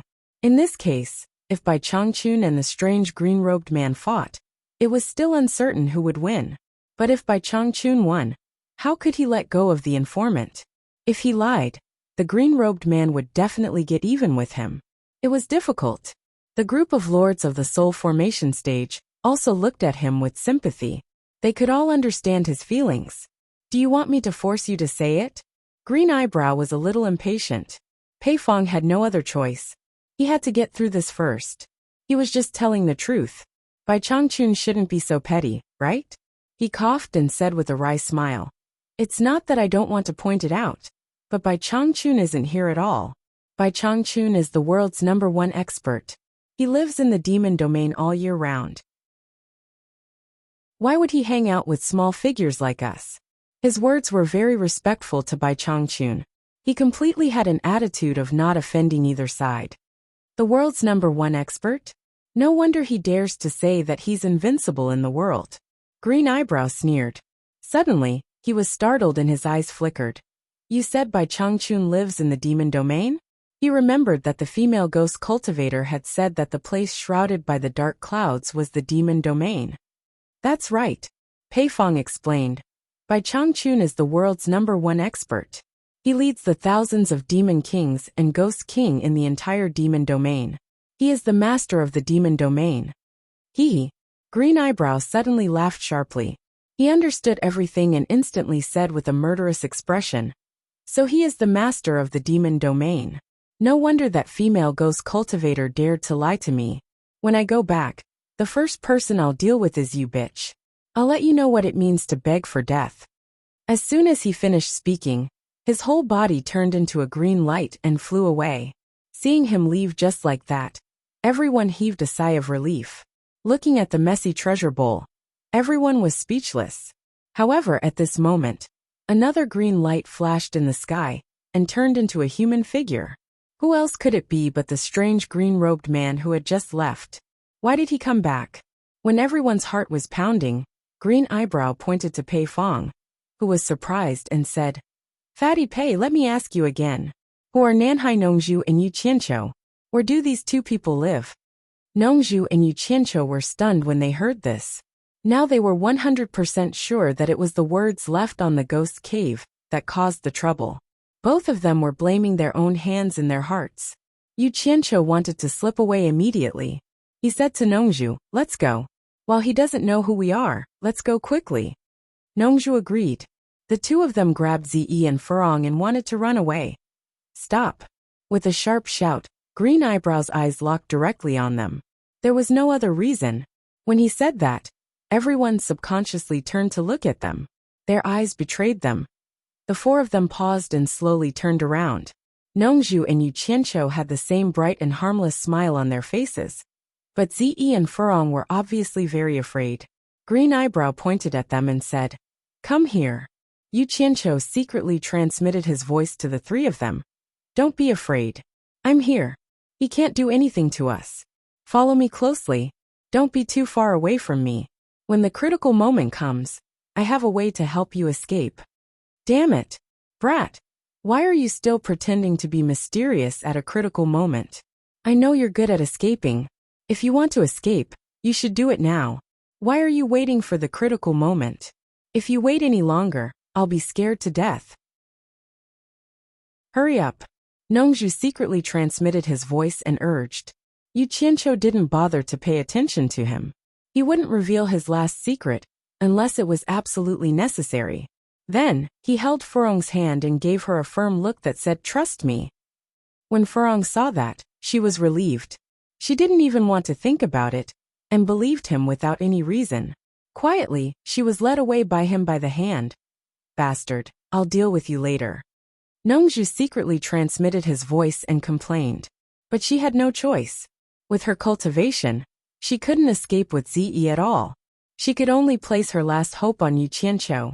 So, she pulled Zi and followed closely behind Yu Qianqiu. When the four of them came in front of Lu Mei, Yu Qianqiu squeezed Furong's hand and let go. He cupped his hands and said, "May I know why Lord Envoy of Hell is looking for us?" Lu Mei glanced at Yu Qianqiu. Suddenly, her pupil shrank. She realized that she couldn't see through his cultivation. She was secretly shocked. She slowly turned to Pei Fong and asked, "Who are the four of them?" Pei Fong looked at Furong and stuttered. He didn't know what to say. Yu Qianqiu quickly changed the topic. He smiled and said in a neither servile nor overbearing manner, "Lord Envoy of Hell is looking for Yu Qianqiu and Nongzhu? I know where they are." Everyone looked at each other suspiciously. They didn't know what Yu Qianqiu was trying to do. However, they admired his courage. He wasn't afraid at all in the face of such a terrifying monster. Lu Mei looked at his calm face and became more and more suspicious. Why didn't he notice the four people in the corner at the beginning? "Oh," he said. "Then tell me where they are. I don't have time to talk nonsense here." He was in a hurry to leave. Although he was arrogant before, he had accumulated the mentality of a small person over the years. It couldn't be changed so easily. He instinctively thought that this person was not afraid of him at all. In addition, he couldn't see through his cultivation, so he was more or less afraid. What kind of person was Yu Qianqiu? In his previous life, he had mingled with the nobodies in the marketplace. It could be said that he was very familiar with the mentality of those nobodies. He could tell at a glance what kind of character the other party was. He was a coward. Now that he had a way to protect himself, his face turned cold. He slowly put his hands behind his back. He stared at Lu Mei and walked toward her step by step. Chapter 657. Boy, do you want to die? What do you want to do? Nongju transmitted her voice anxiously. Everyone else was also looking at Yu Qianqiu with the same thoughts in their minds. Yu Qianqiu ignored him. In his previous life, he had made a name for himself among all sorts of people. Even though he was a hoodlum and his nature was hard to change, the aura of a superior was not something that could be faked. Lu Mei was also a man who acted according to the situation. Naturally, he could tell at a glance that this person's aura was not ordinary. Seeing him approaching step by step, he felt an inexplicable fear in his heart. He wanted to step back subconsciously, but he forced himself to hold back. He said in a low voice, "What do you want to do?" 2 meters away from him, Yu Qianqiu stopped. If he went forward, he would force Lu Mei to do something desperate, and then he would be exposed. As long as he kept a safe distance from Lu Mei, everything would be fine. "Do you really want to know where Yu Qianqiu and Nanhai Nongzhu are?" Yu Qianqiu asked coldly. The black fire in his body instantly condensed to the extreme, and suddenly pressed down on Lu Mei. Others naturally could not feel the targeted pressure. Unexpectedly, Lu Mei did not react at all. Yu Qianqiu thought it was bad. Then he remembered that since Lu Mei came from the underworld, he must have crossed the fire sea of the underworld, and was not afraid of the black fire at all. He was right, but Lu Mei was not afraid at all. Such a heavy death qi could only be felt by people at the level of underworld sage. As a netherworld knight, he could not condense such a heavy death qi. What scared him the most was that he saw 2 burning black flames jumping in Lu Mei's eyes. However, as Yu Qianqiu quickly restrained the black fire, the 2 burning black flames disappeared again. It was indescribably weird. Lu Mei intuitively thought that Lu Mei's cultivation was higher than his, and it was very likely that he also came from the underworld. His heart was pounding. However, he soon realized that something was wrong. The human aura around the other party was very heavy. It was obvious that he was someone from the human world. If they were from the underworld, they wouldn't be able to do anything to him. He was the messenger of the underworld emperor, and Lady Heiqi, who in the underworld dared to make things difficult for him? Even if they were from the celestial world, they still had to respect the emperor of the underworld and Lady Blackpool. But that's not right. People from the celestial realm don't have human qi. That's strange. Amidst his doubts, he calmed himself down and nodded. "I can tell that you aren't an ordinary person. I'm here by the order of the underworld emperor, and the decree of the Lady of Blackpool.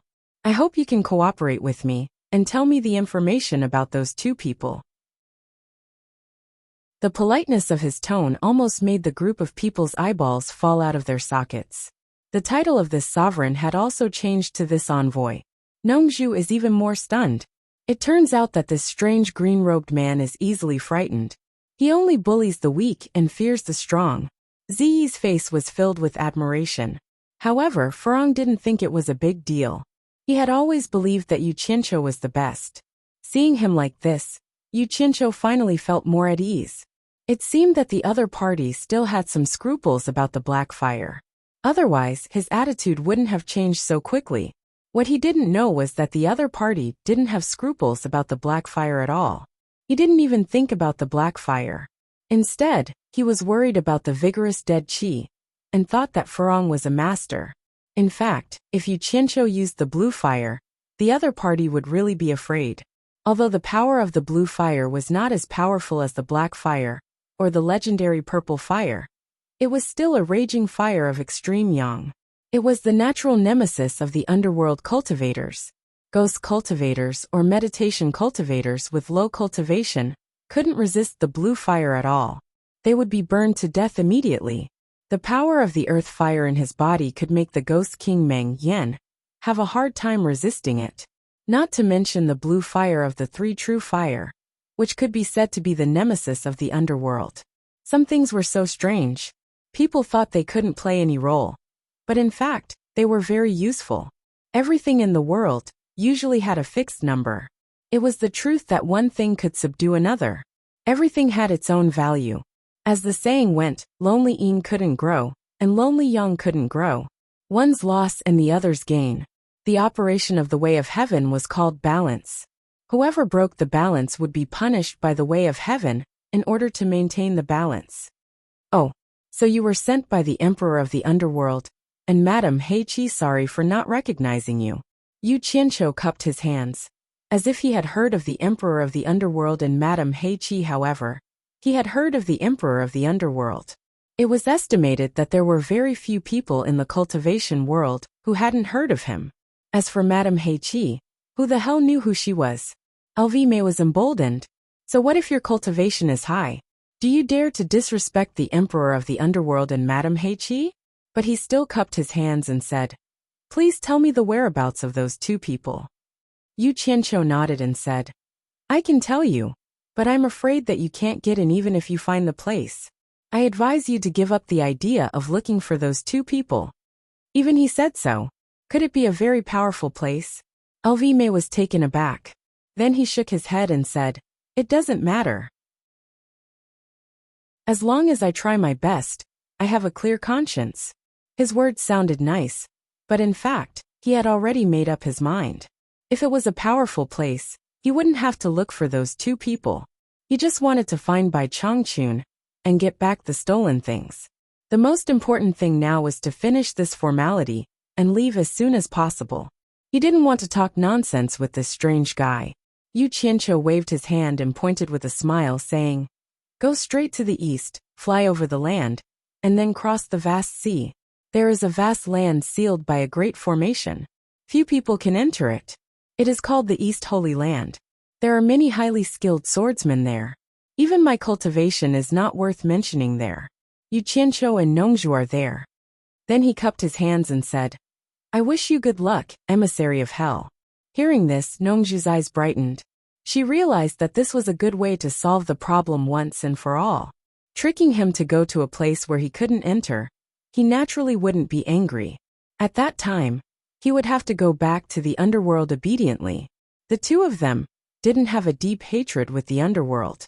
Would the underworld have to find them? Impossible. That would be too degrading.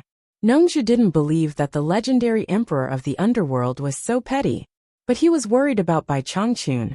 But there was no other way. He would save as many people as he could. He could only do this for the time being. The group of demigod lords nodded secretly and exchanged glances. This method was much better than Pei Feng's flattering method. But to them, if something happened to Bai Changchun, it might not be a bad thing. Only Zi thought of Big Liar again. Pei Feng's face darkened. Why didn't he think of this method in the beginning? This so-called emissary of hell obviously knew nothing about the human world. He was very easy to trick. Thinking of his fawning manner, and comparing it to Yu Qianqiu's calm and confident manner, he immediately felt a little embarrassed. It would be embarrassing if this spread out. He was a master at the final stage of demigod realm. He was not even as calm as a junior. He couldn't understand why this emissary of hell seemed to be afraid of Yu Qianqiu. He looked at Yu Qianqiu and was slightly stunned.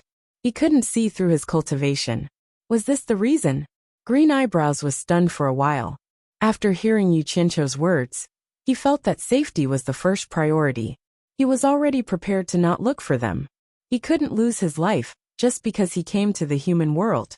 Anyway, Mrs. Blackpool didn't know who Nanhai Nongzhu and Yu Qianqiu were. He cupped his hands and said, "Thank you for telling me. Goodbye." Yu Qianqiu also cupped his hands and said with a smile, "I won't see you out."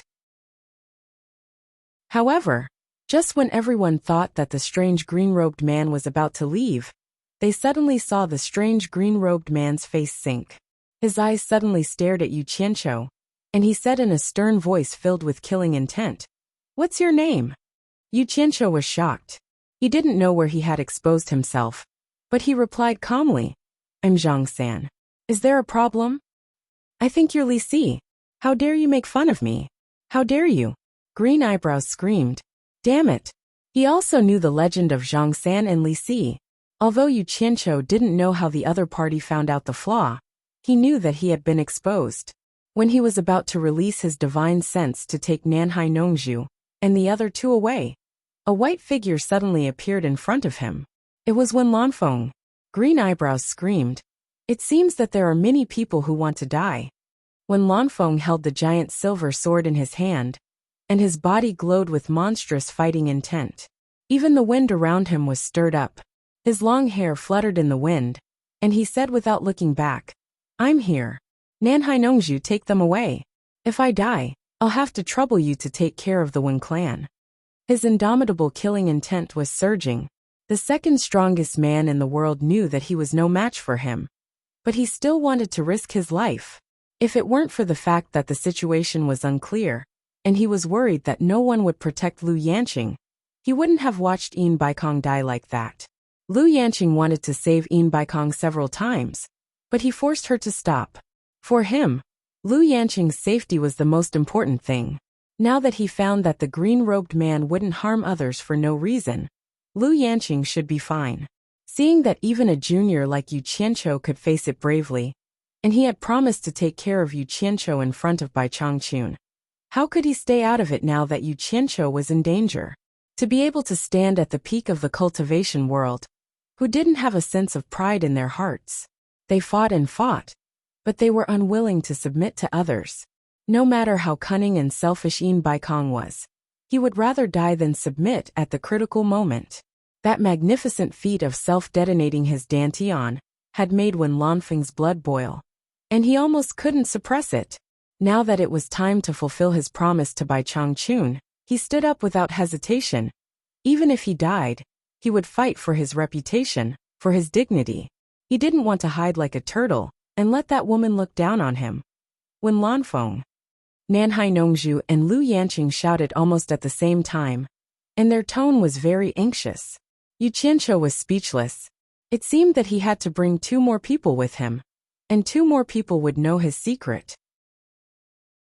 Just as he released his divine sense, there was suddenly a sonorous hum that sounded like a vajra subduing a demon. It was cold and arrogant, and it shook people's hearts.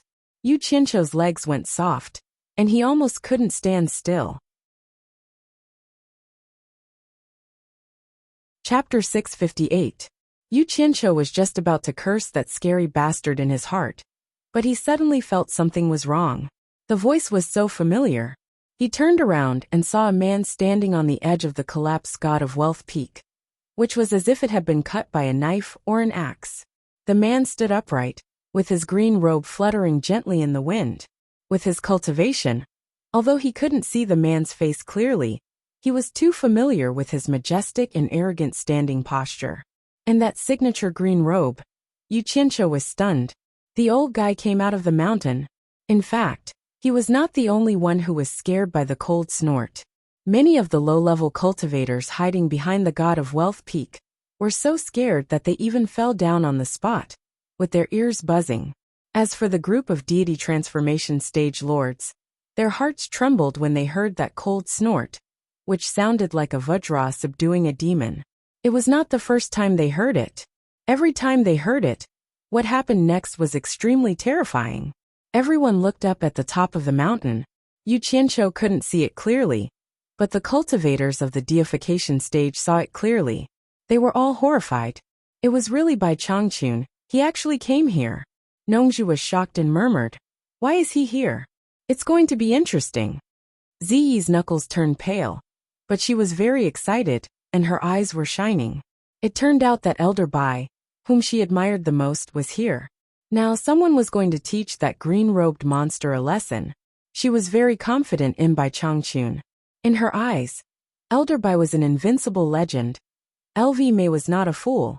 From everyone's reaction, he could tell that the guy who stood on the top of the mountain and looked into the distance, without even looking at them, was definitely not an ordinary person. Especially the cold snort just now. His cultivation must be extraordinary. Then he called Fatty Pei. Pei Fong made a sound of awe, and turned around to look at him. LV Mei glanced at the God of Wealth peak coldly and asked, "Who is that old guy up there? Please use your brain, who else could it be?" Pei Fong shook his head with a bitter smile, and did not answer. Wen Lanfeng, who was confronting Lu Mei, lost his surging battle intent and killing intent. He said to Lu Mei indifferently, "He's the one you're looking for, the world's #1 expert, Bai Changchun." Bai Changchun was here. There was no need for him to risk his life to protect Yu Qianqiu and the others. Bai Changchun, Green Eyebrows, was startled and suddenly stared at the peak of the mountain. He smiled evilly and said, "You can wear out iron shoes in fruitless search, only to find it by chance." He actually sent himself to his death. That's good. It saves me the trouble of looking for him everywhere. When Lanfeng sneered, "Don't speak too early. I hope you still have a chance to return to the netherworld." He was the only person in the cultivation world who had survived from Bai Changchun's hands twice, so he naturally knew how terrifying Bai Changchun was. The God of Wealth Sword. It's Baikong's God of Wealth Sword. How could it be in his hands? The soul formation expert suddenly became restless. Bai Changchun, who was on the God of Wealth peak, slowly put down his hands. He was holding a sword in his hand and silently looked at it with a solemn expression. This sword was extremely familiar to all of the soul formation final stage cultivators, especially Pei Fong and the other soul formation final stage cultivators. They were certain that the sword in Bai Changchun's hand was the God of Wealth sword that had followed Baikong for many years. Everyone immediately came to a realization. Baikong's God of Wealth sword was in the direction of the demon domain. Bai Changchun must have encountered it on his way here and brought it back. On the God of Wealth peak, Sikong Ju and Jing Yuankong were frightened by Bai Changchun's sudden appearance. Only now did they realize that the sword in Bai Changchun's hand was actually their master's sword. The two of them looked at each other and quickly walked behind Bai Changchun. They knelt down and kowtowed with sobs. "Senior Bai, please avenge our master, Senior Bai." Beside the cliff, the mountain wind was strong. However, the green robe that was fluttering in the wind suddenly stopped. It was as if it was made of stone and iron. It was as if it was connected to its owner's emotions. Bai Changchun faced heaven and earth quietly. His unmoving thin back didn't turn around. His back was facing the two people who were kneeling down. His face was as calm as water and no expression could be seen. A sharp gleam flashed across his eyes, and then they became calm again. His eyes seemed to be uninterested in anything. He only stared at the God of Wealth in his hand and said indifferently, "I was right. Otherwise, you wouldn't have abandoned your sword." His voice was like that of an ordinary old man who had experienced the vicissitudes of life. It was quiet, indifferent, serene, and unperturbed. Hearing this voice, no one would believe that this was the #1 expert whose name shook the cultivation world. "Junior is useless and can't avenge my master. Please avenge my master, Senior Bai." Sikong Ju kowtowed once again. This time, he was kowtowing heavily on the ground, causing the ground to produce loud bangs. Jing Yuankong kowtowed nonstop along with his senior brother. Among the cultivators who were hiding behind the God of Wealth peak, many of them had heard the conversation. After holding their breaths and concentrating, someone suddenly exclaimed, Bai Changchun is here. The #1 expert in the world, Bai Changchun, is here. I heard his voice. There was an indescribable surprise in his tone. The news spread quickly behind the mountain, making the cultivators extremely excited. This caused the large group of cultivators to become extremely excited. They did not expect that the elusive #1 expert under the heavens would come and see them. Although they hadn't seen Bai Changchun before, they didn't know where they got the confidence that Bai Changchun would be able to take care of that arrogant green-robed man. It didn't matter if that green-robed man was from the celestial world or the netherworld world. They believed that Bai Changchun would win. To them, the name Bai Changchun was an undefeatable legend in the cultivation world. He was an immortal legend that only existed in legends. He was a monumental monument that no one in the cultivation world could surpass in the past or the future. Ever since they stepped into the cultivation world, they had heard of such a person. He was ethereal and mysterious, and they could never see his true appearance. But every single person they met, who talked about this legendary figure, had a face full of reverence and sincerity. Over time, this legendary name was engraved in every cultivator's heart, accompanying every cultivator as they grew. That was a legendary figure that every cultivator dreamed of meeting since they stepped into the cultivation world. They tossed and turned restlessly in bed, longing to meet him. But today, that legendary immortal legend didn't disappoint everyone. Just at the critical moment when the underworld messenger was acting arrogantly in the mortal world, he was like a rising sun in the darkness, appearing just in time, and giving everyone hope. No matter what kind of enmity everyone had, when faced with bullying and oppression from the outside world, they would always feel a sense of solidarity against a common enemy. Especially those disciples of the World Chamber of Commerce. They hoped that someone could help them vent their hatred. They were perturbed and uneasy. They really wanted to meet that immortal legend. If they missed this opportunity, they would probably never be able to eat or sleep in peace for the rest of their lives. But at this time, they were more or less afraid. Could they go out? But at this time, someone took the lead and threw caution to the wind. One person flew up with a swoosh, circled around God of Wealth Peak, and quickly landed on the edge of the mountain surrounding Cornucopia, with his heart thumping wildly. With someone taking the lead, countless figures flew out from behind God of Wealth Peak like locusts, landing on the edge of the mountain surrounding Cornucopia one after another. Each of them were so excited that their gazes jumped around, desperately trying to see that immortal legend on God of Wealth Peak. But with their cultivation, almost no one could see clearly. They could only faintly see a green-robed man standing upright on the mountain peak, but unfortunately, they couldn't see his appearance clearly. Is that the green-robed man? It should be. I saw him too. Although no one could see clearly, that green-robed figure gave everyone incomparably strong confidence. Their tone was one more excited than the other, completely forgetting the situation where they had to flee in a sorry state. The people at the foot of the mountain stared at the top, but Bai Changchun only looked at the sword in his hand. Hearing the sounds of kowtowing behind him, Bai Changchun was silent for a moment, then asked, "How did Yin Baikong die?" The two of them straightened their bodies, their faces filled with grief and indignation. Sikong-ju described the process of how his master died in battle in detail. When he talked about how Yin Baikong, a dignified soul formation final stage cultivator, self-destructed his dantian to perish together with the enemy, Bai Changchun frowned. He put down the sword in his hand, and his gaze locked onto the green-robed man at the foot of the mountain for the first time. At the foot of the mountain, Lu Mei and Bai Changchun's gazes met, then immediately laughed sharply. What arrogance! Let me see just how high this so-called world's #1 expert can be. His figure disappeared without a sound, then suddenly appeared on the opposite side of the mountain peak, hovering in the air, face to face with Bai Changchun less than 10 meters away. The atmosphere in Cornucopia instantly froze. Everyone's gaze was fixed on the top, knowing that the inevitable moment had arrived.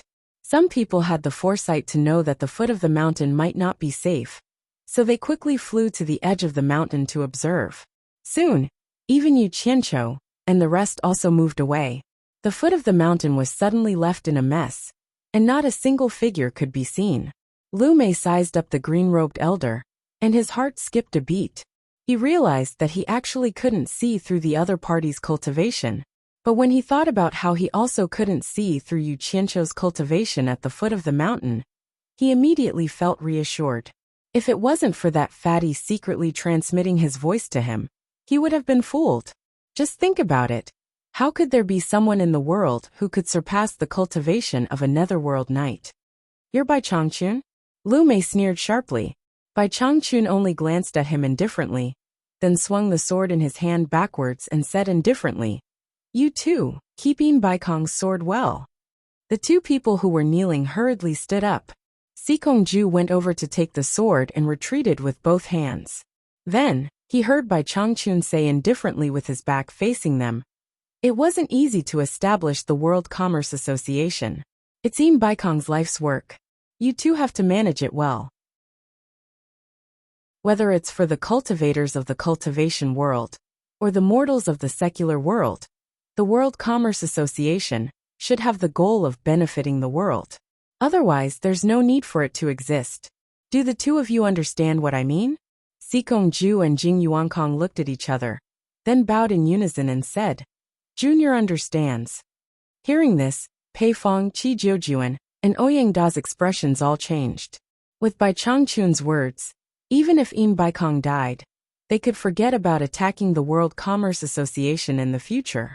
No one would dare to do anything to the World Commerce Association, unless Bai Changchun died in the hands of the green-robed man. Chapter 659. Seeing that the other party dared to ignore him, Green Eyebrow was instantly enraged. He laughed sinisterly. What a narrow-minded old thing. Do you really think you're invincible? Today, I'll let you know that there's always someone better than you out there. Everyone's hearts were in their throats. Sikongju and Jing Yuankong subconsciously took a few steps back. They all knew what was going to happen next. The aftershock of a battle between such experts would definitely be stronger than Imbaikong's. Before everyone could react, the green-robed envoy had 2 green thorns in his hands. He turned into a ray of green light and suddenly appeared in front of Bai Changchun. Unexpectedly, Bai Changchun didn't move at all. He just stretched out his hand and inserted it into the ray of green light. It was as if the ray of green light had taken the initiative to enter his hand. The skinny green figure still stood at the edge of the cliff. He had one hand behind his back while the other was stretched out. He was in a stalemate with the ball of green light. The group of soul formation cultivators looked at each other. No one understood what was going on. Could it be that the two of them had started fighting silently? The ball of green light, that was in a stalemate, suddenly shook violently. It was more appropriate to describe it as struggling. Bai Changchun didn't even look at it. He looked into the distance and said leisurely, "You've got guts. The human world isn't a place where you people from the netherworld can behave atrociously." The shaking green light flickered for a moment before it suddenly revealed itself. It didn't matter if it revealed itself, but it gave everyone a fright. The previously arrogant green-robed envoy was currently being held by the neck by Bai Changchun. He was like a duck being carried by Bai Changchun as he stood at the edge of the cliff. It was so easy and effortless. The green-robed envoy struggled with great difficulty. Unfortunately, he couldn't break free no matter how hard he tried. It was as if Bai Changchun was scaring a child, grabbing a child by the neck and standing on the cliff to scare him. If he didn't listen to him, he would throw him down and kill him. How was that possible? The group of soul formation cultivators were all dumbfounded. It was so easy. Yu Qianqiu couldn't see clearly. He was scratching his head and ears anxiously. He pulled the dumbfounded Nongzhu's sleeves and asked, "How is it? How is it? What's going on?" However, Nongzhu did not come to her senses for a long time no matter how hard he pulled her. Sikongju and Jing Yuankong were standing closest to each other, so they had the clearest view. The two of them exchanged glances, and the shock on their faces was hard to conceal. Who would have thought that the Netherworld envoy, who had forced Master to self-destruct his Dantian, would be captured so easily by Bai Changchun? Those who could see this scene clearly were not simple people. Naturally, they knew that this was not a simple coincidence.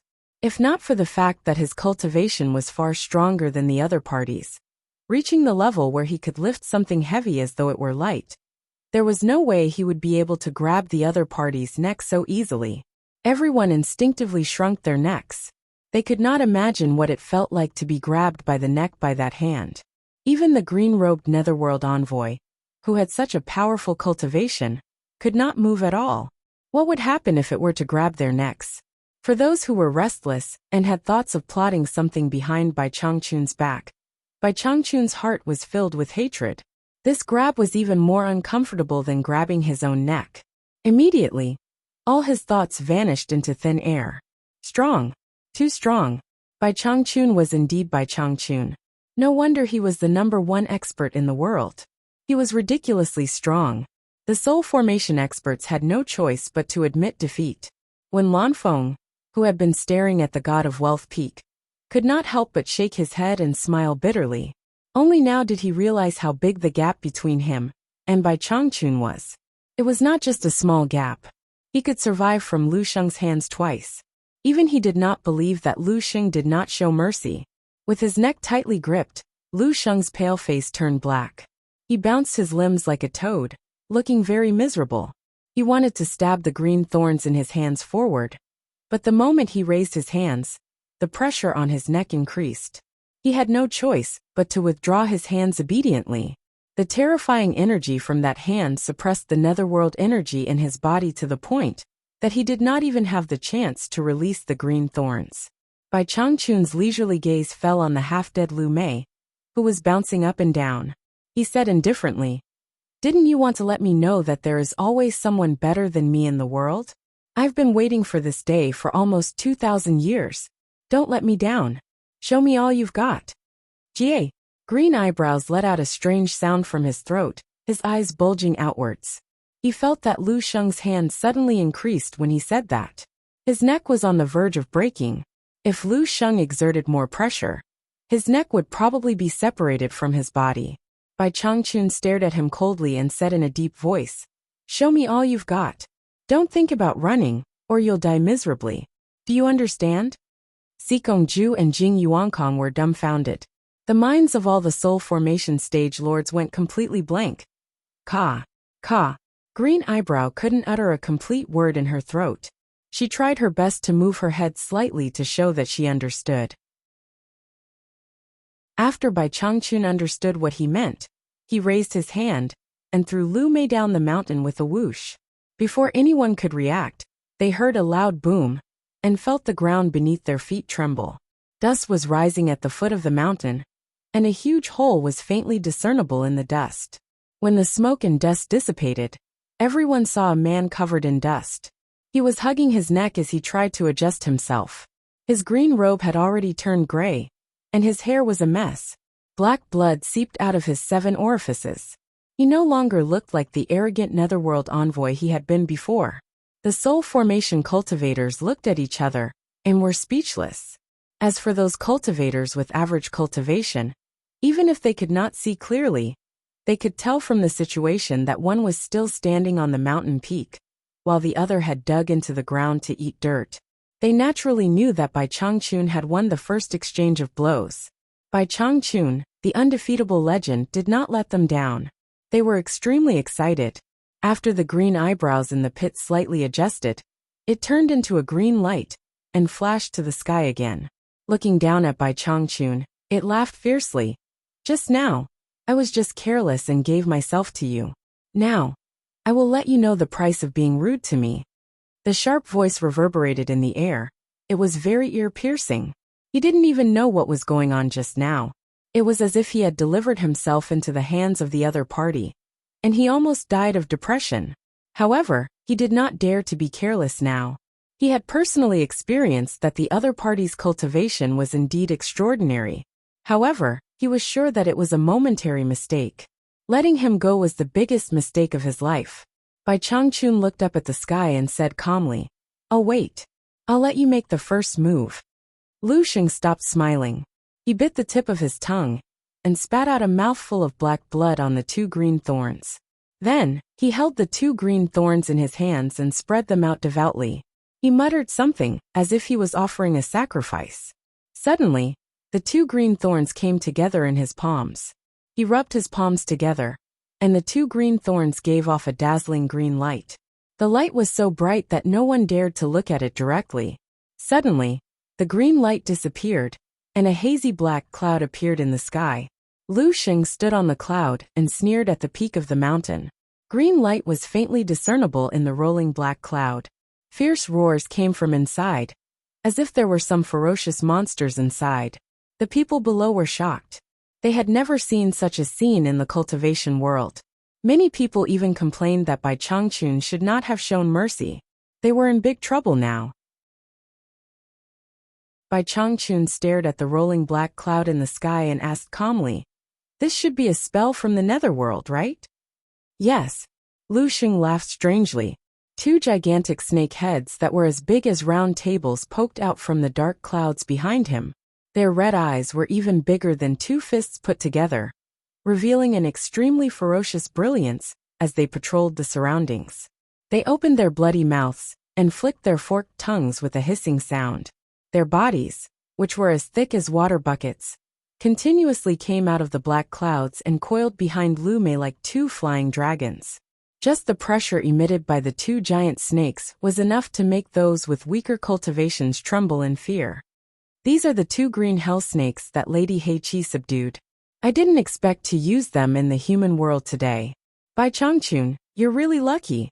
Green eyebrows kept laughing in a strange manner. Bai Changchun nodded slightly and said, "I've heard that there are magical spells in the netherworld and the immortal world. I've seen the spell from the immortal world more than 200 years ago. It seems to be much stronger than yours. Is this your most powerful ability? If you have more, why don't you show it to me? He was not afraid of trouble at all. He had seen the spells from the immortal world. The lords in the soul formation stage looked at each other, not knowing whether Bai Changchun was telling the truth or not. Even Nongzhu was confused. He had never heard Bai Changchun mention it, but he believed that Bai Changchun was not a liar. If he said he had seen it, then he must have. On the other hand, Yu Qianqiu believed this because he had heard Bai Changchun mention that 200 years ago, he had met an immortal who had appeared out of nowhere. The two of them had even fought, and after fighting for half a day, that immortal had been killed by Bai Changchun. He guessed that Bai Changchun was talking about that time. You really don't know how high the sky is, and how deep the earth is. This treasure was given to me by Lady Heiqi. It is more than enough to deal with you. After Lu Mei finished speaking, she felt proud of herself. She threatened, Bai Changchun, if you know what's good for you, hand over the knocker and the 2 beast teeth you stole from the underworld gate. Kowtow and apologize. If I'm satisfied with your attitude, maybe I'll let you go. Otherwise, I'll make you wish you were dead. Then he raised his head and laughed crazily. His sharp laughter echoed between heaven and earth, mixed with the pleasure of revenge. Bai Changchun did not get angry. Instead, he asked calmly, in that case, this is already your most powerful ability. Chapter 660. Hee. Lu Mei laughed sinisterly and said, Bai Changchun, I'll give you one last chance.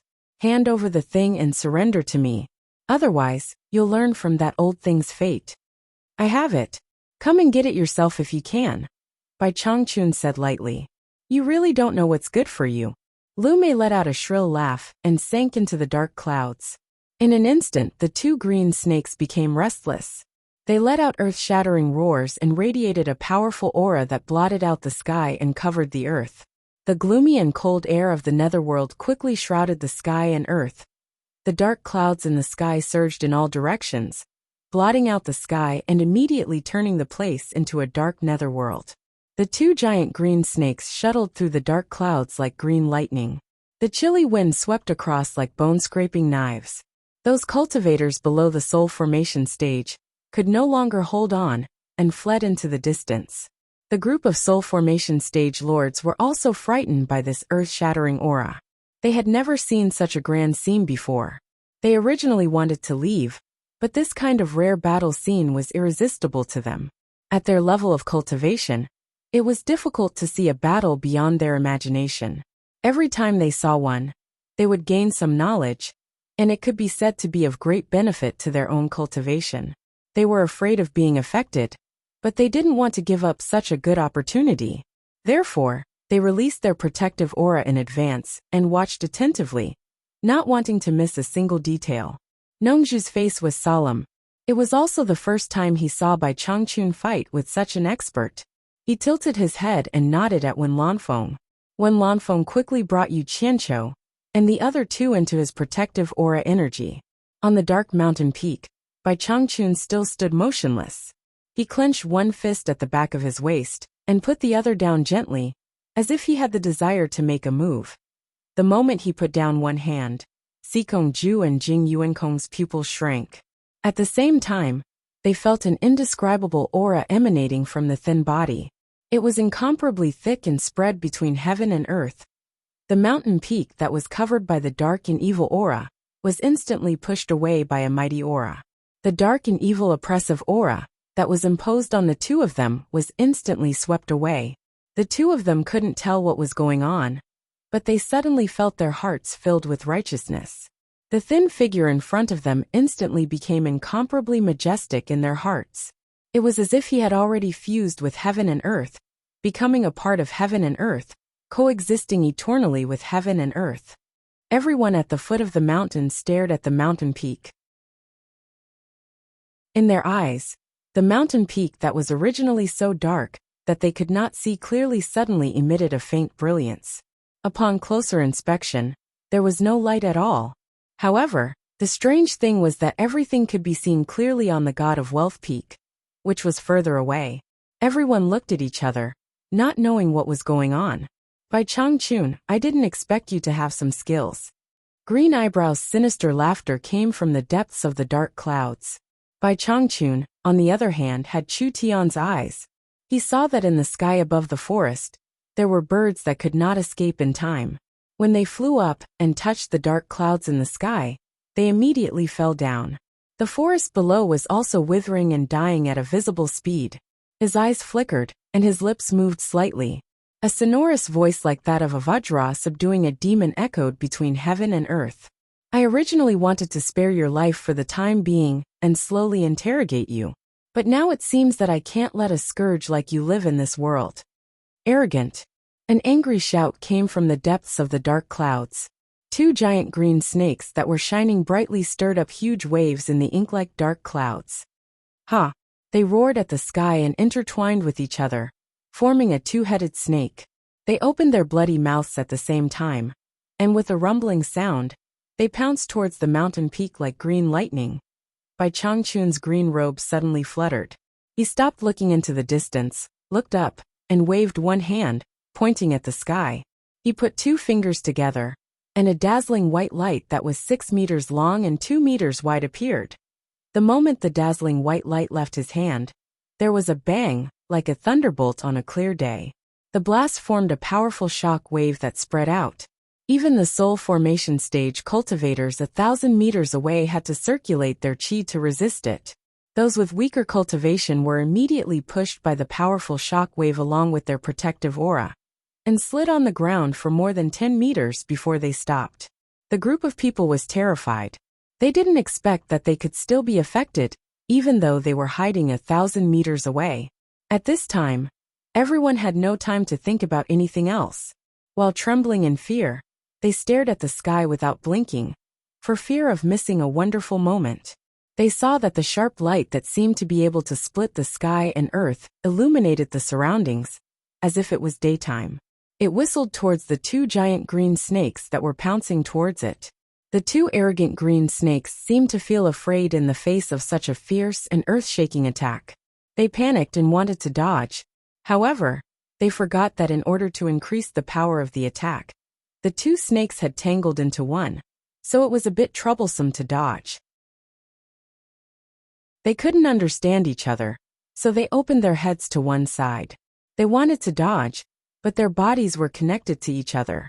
They screamed in horror and wanted to scatter, but their long bodies were tangled together, making it difficult to separate. In the end, it was a bit too late. Bai Changchun didn't make a move, but once he made a move, it was a fatal blow. The shocking light shot towards the center of the entangled two giant snakes. It was stable, accurate, ruthless, and fast. It was precisely the center where the two giant snakes were entangled. The sharp light that was as bright as a comet broke through the two giant snakes effortlessly with a swoosh. It didn't stop there. It glided across the sky brilliantly, piercing through the dark clouds and causing them to undulate uneasily. Ah! Ah! Two shrill screams echoed in the sky.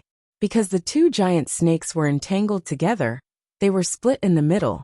Instantly, they were cut into more than 10 pieces. Black blood with a fishy smell fell down like rain. What else do you have? Show me. Bai Changchun stood at the peak of the mountain and shouted. His voice resounded between heaven and earth. In the dark clouds, Lu Mei was already dumbfounded. The green thorn of the nether snake that Madame Blackpool had given him was his trump card. He had dealt with many people in the netherworld with it, but he didn't expect it to be so vulnerable in the hands of his opponent. That frightening light had already scared him out of his wits. Just this move alone wasn't something he could defend against. It was too powerful. He didn't have any more powerful skills to use. Escaping was the most important thing now. When Lu Mei came back to his senses, his first thought was to escape. You've brought disaster to the human world, and you still want to run away. Bai Changchun, who was at the peak of the mountain, quickly sensed his opponent's movement. He shouted angrily and teleported to the sky. His thin body waved his arms in the air and shouted angrily. Lost a mortal finger. In an instant, the airflow between heaven and earth rapidly surged toward the thin figure in the sky. The majestic airflow instantly condensed in the fingers that were waving and circulating. Suddenly, countless dazzling lights shot into the sky.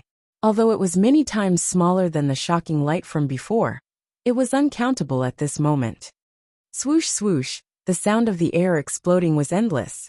Countless dazzling white lights shot into the sky like a meteor shower, directly turning the dark clouds in the sky into sieves. The dark clouds were densely covered with white holes. Ah! A shrill scream came from the dark clouds. A mass of green light fell out of the dark clouds and turned into Lu Mei in the blink of an eye. He fell to the ground with a bang, clutching his chest and rolling on the ground, wailing incessantly. Black blood oozed from all over his body. He didn't look like a human anymore. No one knew how many holes there were in his body. Nongzhu looked at Lu Mei, who was rolling on the ground, and said blankly, "Damn it! It's lost a mortal finger again." When Lanfeng recovered from the shock and turned his head to ask, "Have you seen Bai Changchun before?" Nongzhu looked back at him with a malicious smile and said, "You're lucky. You didn't see how miserable Li Duxing was 500 years ago, except for losing an arm. Hey, how do you think he got those 80 holes in his body?" Li Duxing was also unlucky. He happened to meet Lao Bai, who had comprehended lost a mortal finger. So he used him to try it. Don't you think you're lucky? When Lanfeng looked at his intact body, and then at the wailing emissary of hell on the ground, he shuddered subconsciously. Everyone looked at Bai Changchun, who looked like a god of death in his cyan robe fluttering in the air. They opened their mouths wide and were dumbfounded. Bai Changchun was indeed Bai Changchun. He still acted in the same way. Once he made a move, someone would be doomed. Bai Changchun, who was floating in the air, glanced at Lu Mei, who was rolling on the ground, and snorted. Then he looked up at the dense dark clouds above his head. Nobody knew what he was thinking about. Suddenly, he put his hands behind his back and stood straight in the air. He shouted solemnly, "There is righteousness in the world, awe-inspiring righteousness. Subdue demons." His words were sonorous and reverberating between heaven and earth. In an instant, the air and the space where everyone was suddenly solidified. The surging dark clouds in the sky also gradually became still. Soon after, everyone was keenly aware that a mighty airflow was surging over from all directions. As it passed by them, everyone immediately felt that the dark and evil aura that was suppressing them had been taken away, and their hearts were suddenly relaxed. The mighty airflow surged endlessly and formed a tornado with Bai Changchun as the center. It rose into the sky and kept spinning in the air. The surrounding dark clouds gradually gathered towards the tornado. The sky that was covered by the dark clouds gradually shrunk, and the surroundings began to see light again. Then, the tornado dragged an ink-like black curtain straight into the sky. The light shone brightly, and the black dot in the sky gradually disappeared. Everyone's gaze shifted from the disappearing black dot to Bai Changchun with great difficulty. They were all dumbfounded. Nongzhu's handsome face became that of an idiot. They wondered how many things about Lao Bai that he did not know. Furong looked around, her face full of disbelief. Ziyi looked at Bai Changchun and kept giggling. Yu Qianqiu's reaction was the most exaggerated. The saliva he had been holding back finally flowed out of his mouth. He continuously smacked his lips and swallowed. He looked at Bai Changchun with a pitiful expression. No one knew what he was thinking. Chapter 661. In the bright and beautiful sky, the figure suddenly disappeared from everyone's sight. Bai Changchun landed on the ground and stared at the rolling green eyebrows. As soon as the latter saw the person standing in front of him, even though he was in pain, he crawled up, knelt down, and kowtowed. He begged again and again. "It's me who failed to recognize you. Great immortal, please spare my life. Please spare my life." There were at least dozens of holes on his hands, legs, and body. Black blood kept flowing out of his body, so he was lucky to be alive. However, looking at his skillful kowtowing, it really made everyone's eyes pop out. There was no trace of his previous arrogant and domineering appearance. Bai Changchun stared at him coldly and said indifferently, "Compared to the guy 200 years ago, you are far inferior. He still had the strength to fight with me, but you can't even withstand a single blow. At the same time, there is a problem that I have been thinking about for more than 200 years. Let's talk about you. Your cultivation is obviously not as good as mine. but we set off from the demon ghost region at the same time. And I can't catch up with you in terms of speed. I'm very puzzled. Can you explain it to me? Yes, yes, yes. Green Eyebrows nodded repeatedly, crawled on the ground, and hurriedly replied. As long as great immortals spare my life, I will tell you the truth. Are you bargaining with me? Bai Changchun said indifferently. I dare not, I dare not. Green Eyebrows hurriedly kowtowed. He could feel the killing intent in the other party's words. Bai Changchun snorted coldly. If you don't answer, die. If I'm not satisfied with your answer, die. I'll tell you, I'll tell you. Green Eyebrows' face was covered with black blood, but it still couldn't hide the horror on his face. He said in a trembling voice, although I don't know why, with great immortals' cultivation, you should have ascended to the immortal realm long ago. Otherwise, the flesh and blood of the human world can't bear such a strong cultivation like great immortal. The passage to the immortal realm has the effect of refining the body. It was only during the process of ascending that a new body was forged that it could withstand a stronger cultivation, and thus continue to climb to the peak of cultivation. This is just like the netherworld fire on the way to the underworld, which can also refine a new body for ghost cultivators in the human world. This is also why the cultivators of the mortal world are often inferior to the cultivators of the immortal world and the netherworld. Of course you are an exception, great immortal. Bai Changchun nodded thoughtfully and said to himself, so that's how it is. I understand now. So it was my body that restricted the use of my cultivation. I had noticed this a long time ago. No wonder. Unfortunately, no one has been able to go to the immortal world yet, not even me. Lu Mei, who was prostrating at the side, raised her bloody face and asked weakly, Great immortal, can you let me go now? Bai Changchun met his pitiful pleading gaze and asked expressionlessly, If I kill you, do you think the underworld will send a stronger person? Ah! Green Eyebrows screamed like a cat whose tail had been stepped on. Great immortal, please don't kill me. If you kill me, Madame Blackpool will know immediately. She has many experts under her command, and will definitely send experts from the underworld to trouble you. I am just a nobody in the underworld. Great immortal, you don't have to offend Madame Blackpool for me. When I go back, I will erase the matter of the gate of the underworld in front of Madame Blackpool. I guarantee that no one from the underworld will come to the mortal world to trouble you. Great immortal, please think twice. Yu Qianqiu and Nongzhu looked at each other and smiled bitterly. Nongzhu shook her head and sighed, thinking, You are such an unlucky guy. Why did you have to say that Madame Blackpool has many experts under her command? If I kill you, she will send experts from the underworld to trouble me. It will be strange if Crazy Ol doesn't kill you. If you say that you will send experts to trouble Crazy Ol after you go back, Crazy Ol will let you go immediately. As expected, Bai Changchun's eyes lit up. He stared at Lu Mei and asked, When people from the underworld come to the mortal world, do they all come out from the place where you came from? Lu Mei was stunned. She didn't know what he meant. But to save her life, she answered honestly, Yes, that is the passage from the underworld to the mortal world. Bai Changchun nodded slightly and said, In that case, I only need to stay at the entrance of the cave to wait for the experts from the underworld to come out. Since I can't go to the underworld, this is a good idea. Lu Mei's small eyes suddenly opened wide. He would be an idiot if he still didn't understand what Ning Ke meant. Before he opened his mouth to beg for mercy, Bai Changchun waved his sleeve. Bang! Ah! Green Eyebrow screamed and flew into the air. When he fell, several sharp lights shot out from Bai Changchun's fingers.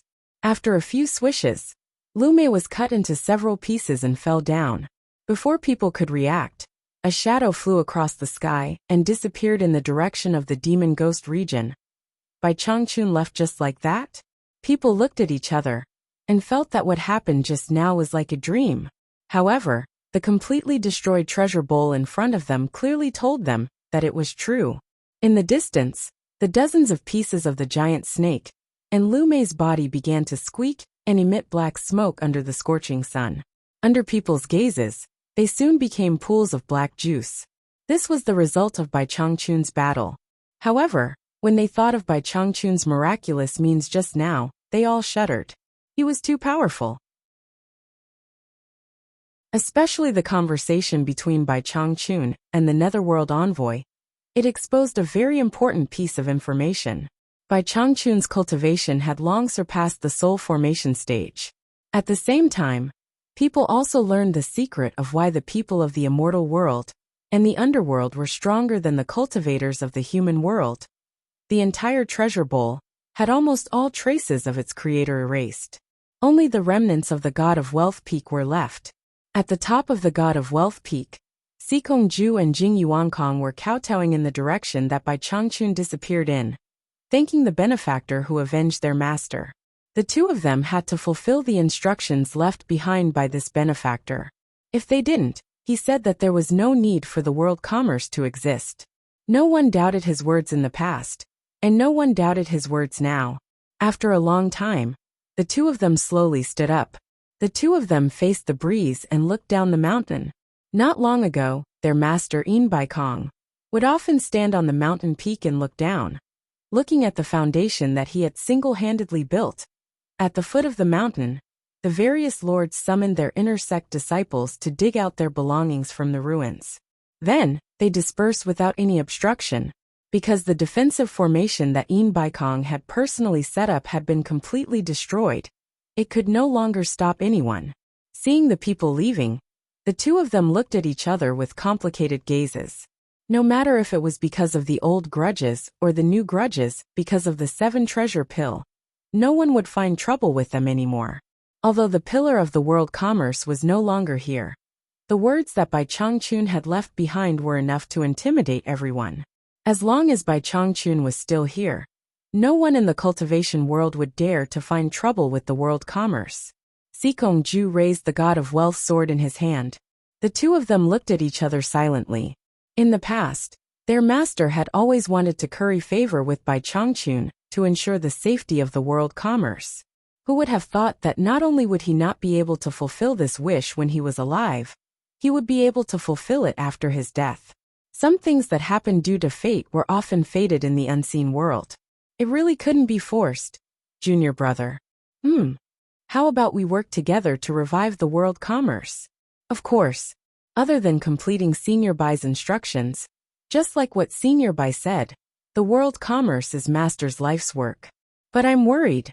The day of the East Holy Land's opening isn't far away. I'm afraid that we won't be able to fulfill our wish. Master once told me. Sikong Ju looked at Jing Yuankong and said solemnly, the past torture envoys of the Demon Ghost region were all outstanding figures. If one left, another would appear.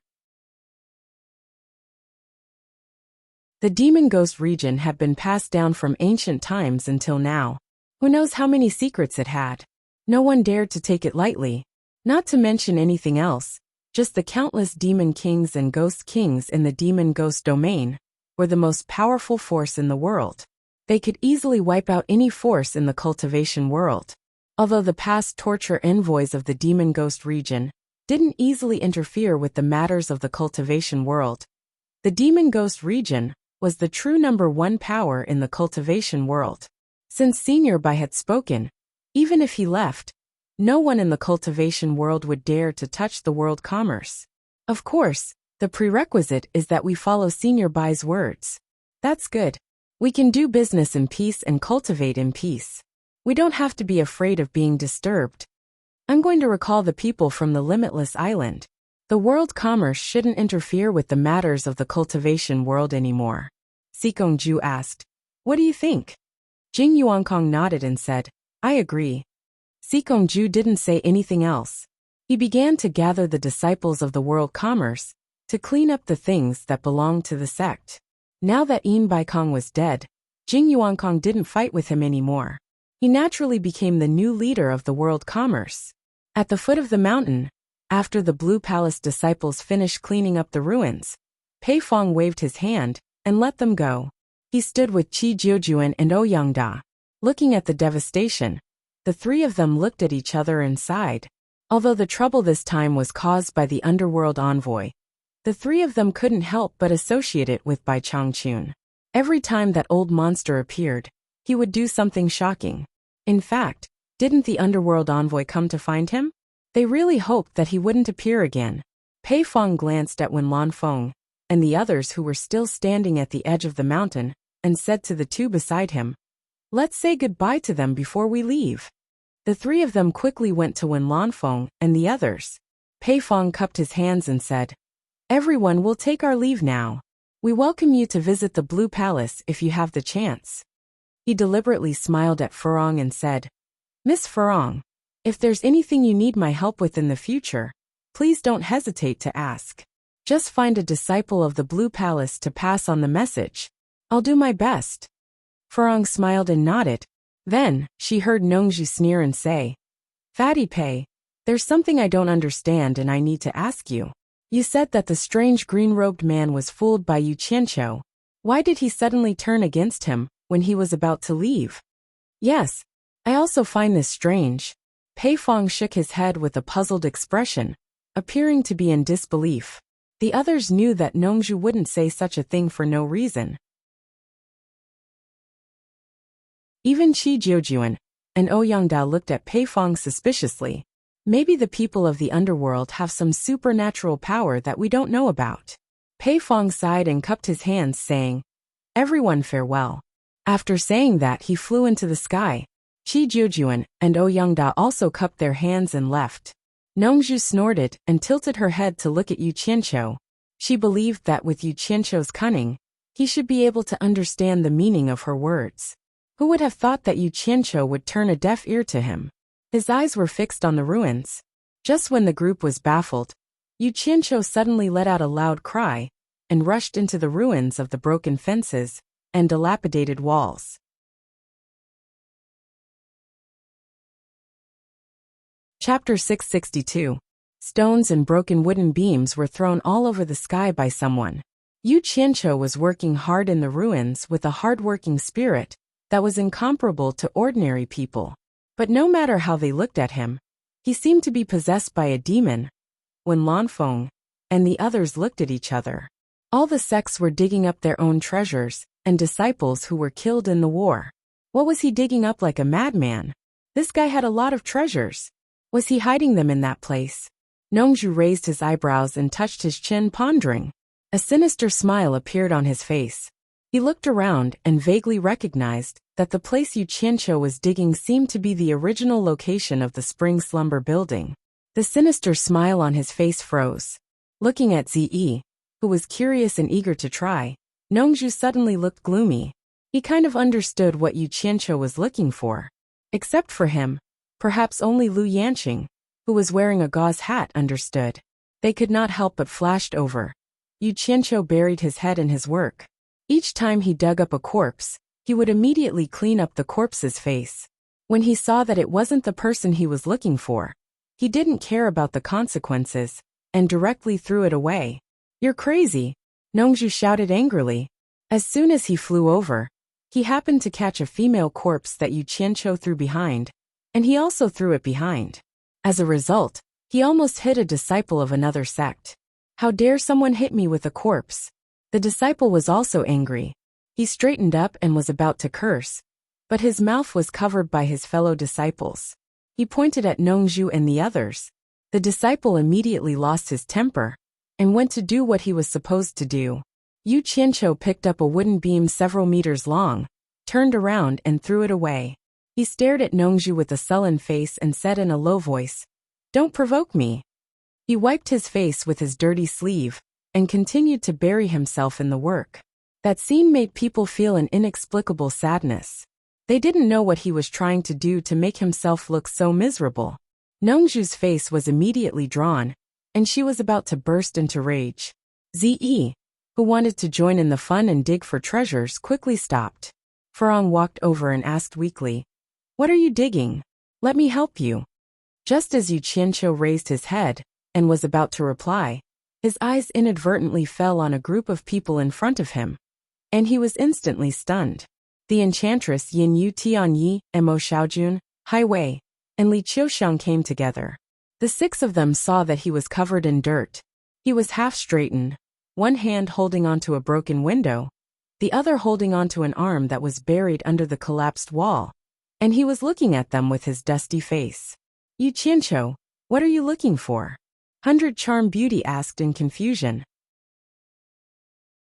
Yu Qianqiu's gaze swept over Yanyu before he quickly shifted it away. There seemed to be some panic in his eyes. He let go of the arm that was holding the dead body and through the broken window as far as he could. He stood up and patted off the dust on his palms. He assumed a confident posture and waved his hand to point at the busy crowd around him. I'm a kind-hearted person. Everyone else is working, but I'm just standing at the side. I feel bad about it, so I've come to lend a hand. Really?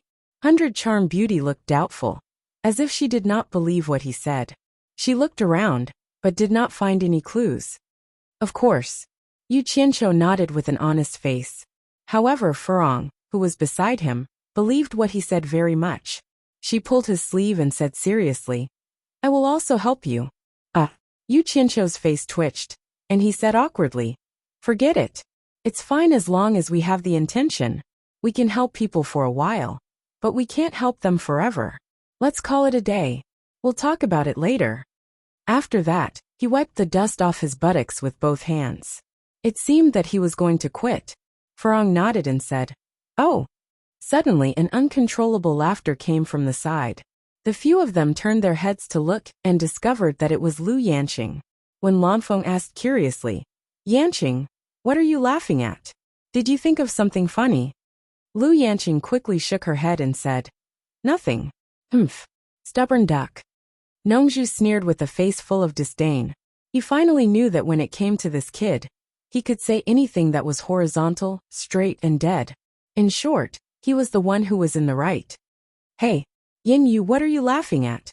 100 Charm Beauty suddenly found that Yanyu was also biting her lips and laughing. Yanyu immediately waved her hand and said, Nothing. But anyone could see that she was smiling from the bottom of her heart. Her face was bright, and she stood in the ruins, looking unusually dazzling. Everyone present was stunned. Yu Qianqiu naturally knew what she was laughing at, but he was thick-skinned and didn't care, as if he didn't know anything. What can you do to me? When Lanfeng looked at both sides and couldn't see why the two women were laughing, so he asked Nongzhu, Nongzhu, what's your plan? Nongzhu looked up at the ruins of the God of Wealth Peak and said, Everyone in the cornucopia parted on bad terms. I naturally want to go to Shuntian Island and ask Old Bai how many secrets he has that I don't know. It turns out that the guy's cultivation has surpassed the soul formation stage. He actually hid it from me for so many years. I've long felt that his cultivation shouldn't be at the soul formation stage. He's too strong. When Lanfeng smiled bitterly and shook her head, she then asked Yu Qianqiu, What about you? Yu Qianqiu frowned and said slowly, The appearance of the Netherworld envoys and the opening of the East Holy Land are not far away. I always feel that the world is going to change. I hope I'm just overthinking, but I want to settle some things. It's never wrong to be prepared.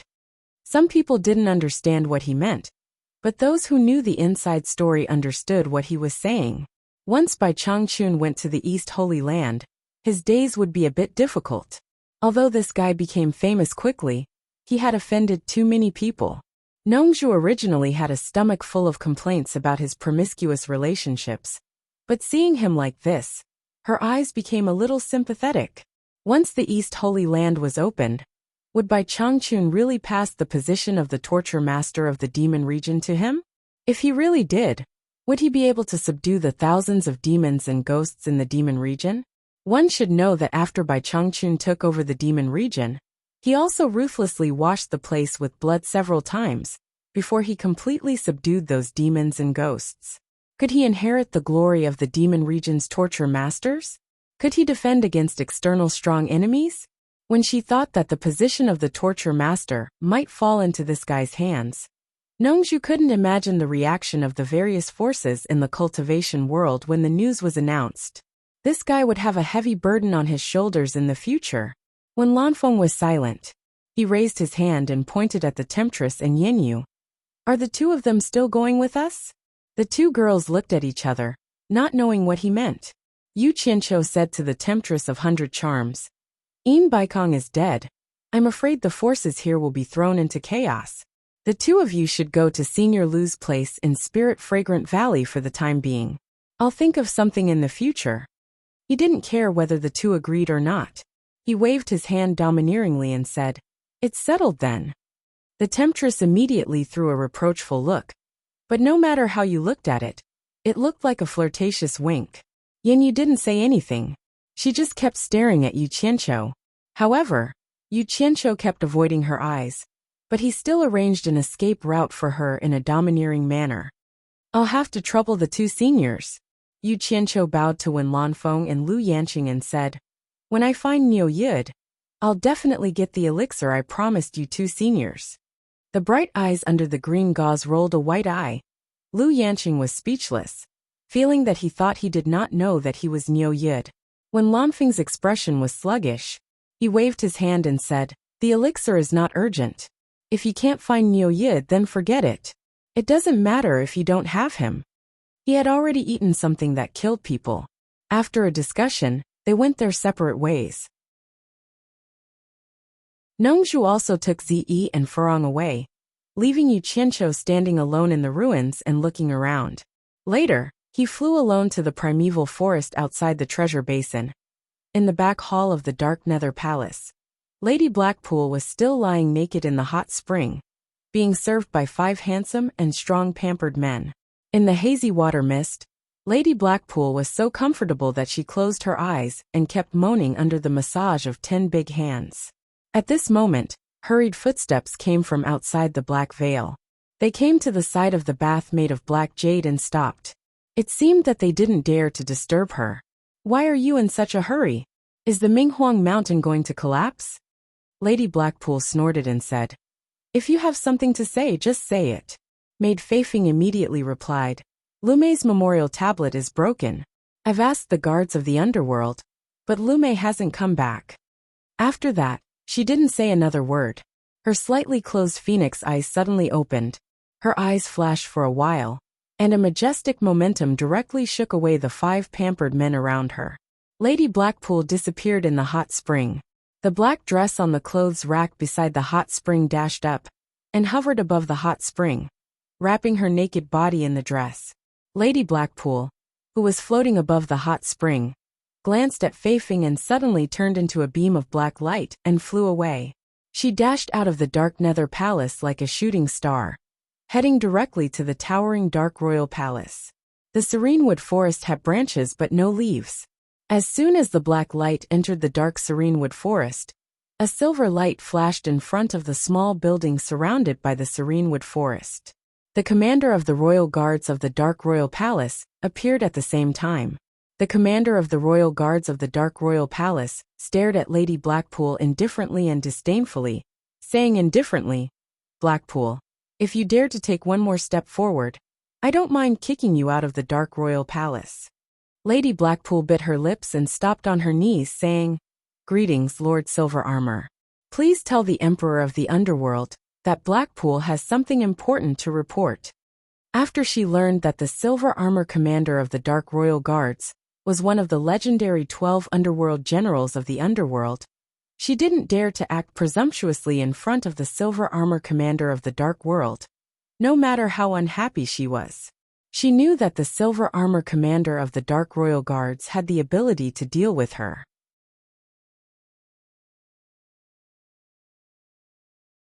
Chapter 663. The indifferent eyes of the soldier in silver armor were startled a bit. It was obvious that he didn't expect Madame Blackpool to kneel down to him. Perhaps the sincerity of Madame Blackpool had moved the underworld emperor. A dignified and calm voice drifted out from the small building. "Say it outside." A few large fireflies flew up from the tree trunks of the deepwood forest and clung to the window of the small building. Madame Blackpool raised her head and saw a man with a noble and elegant temperament appear at the window under the flickering light. His penetrating gaze passed through the deepwood forest and gazed at the night sky in the distance. Then he slowly looked down.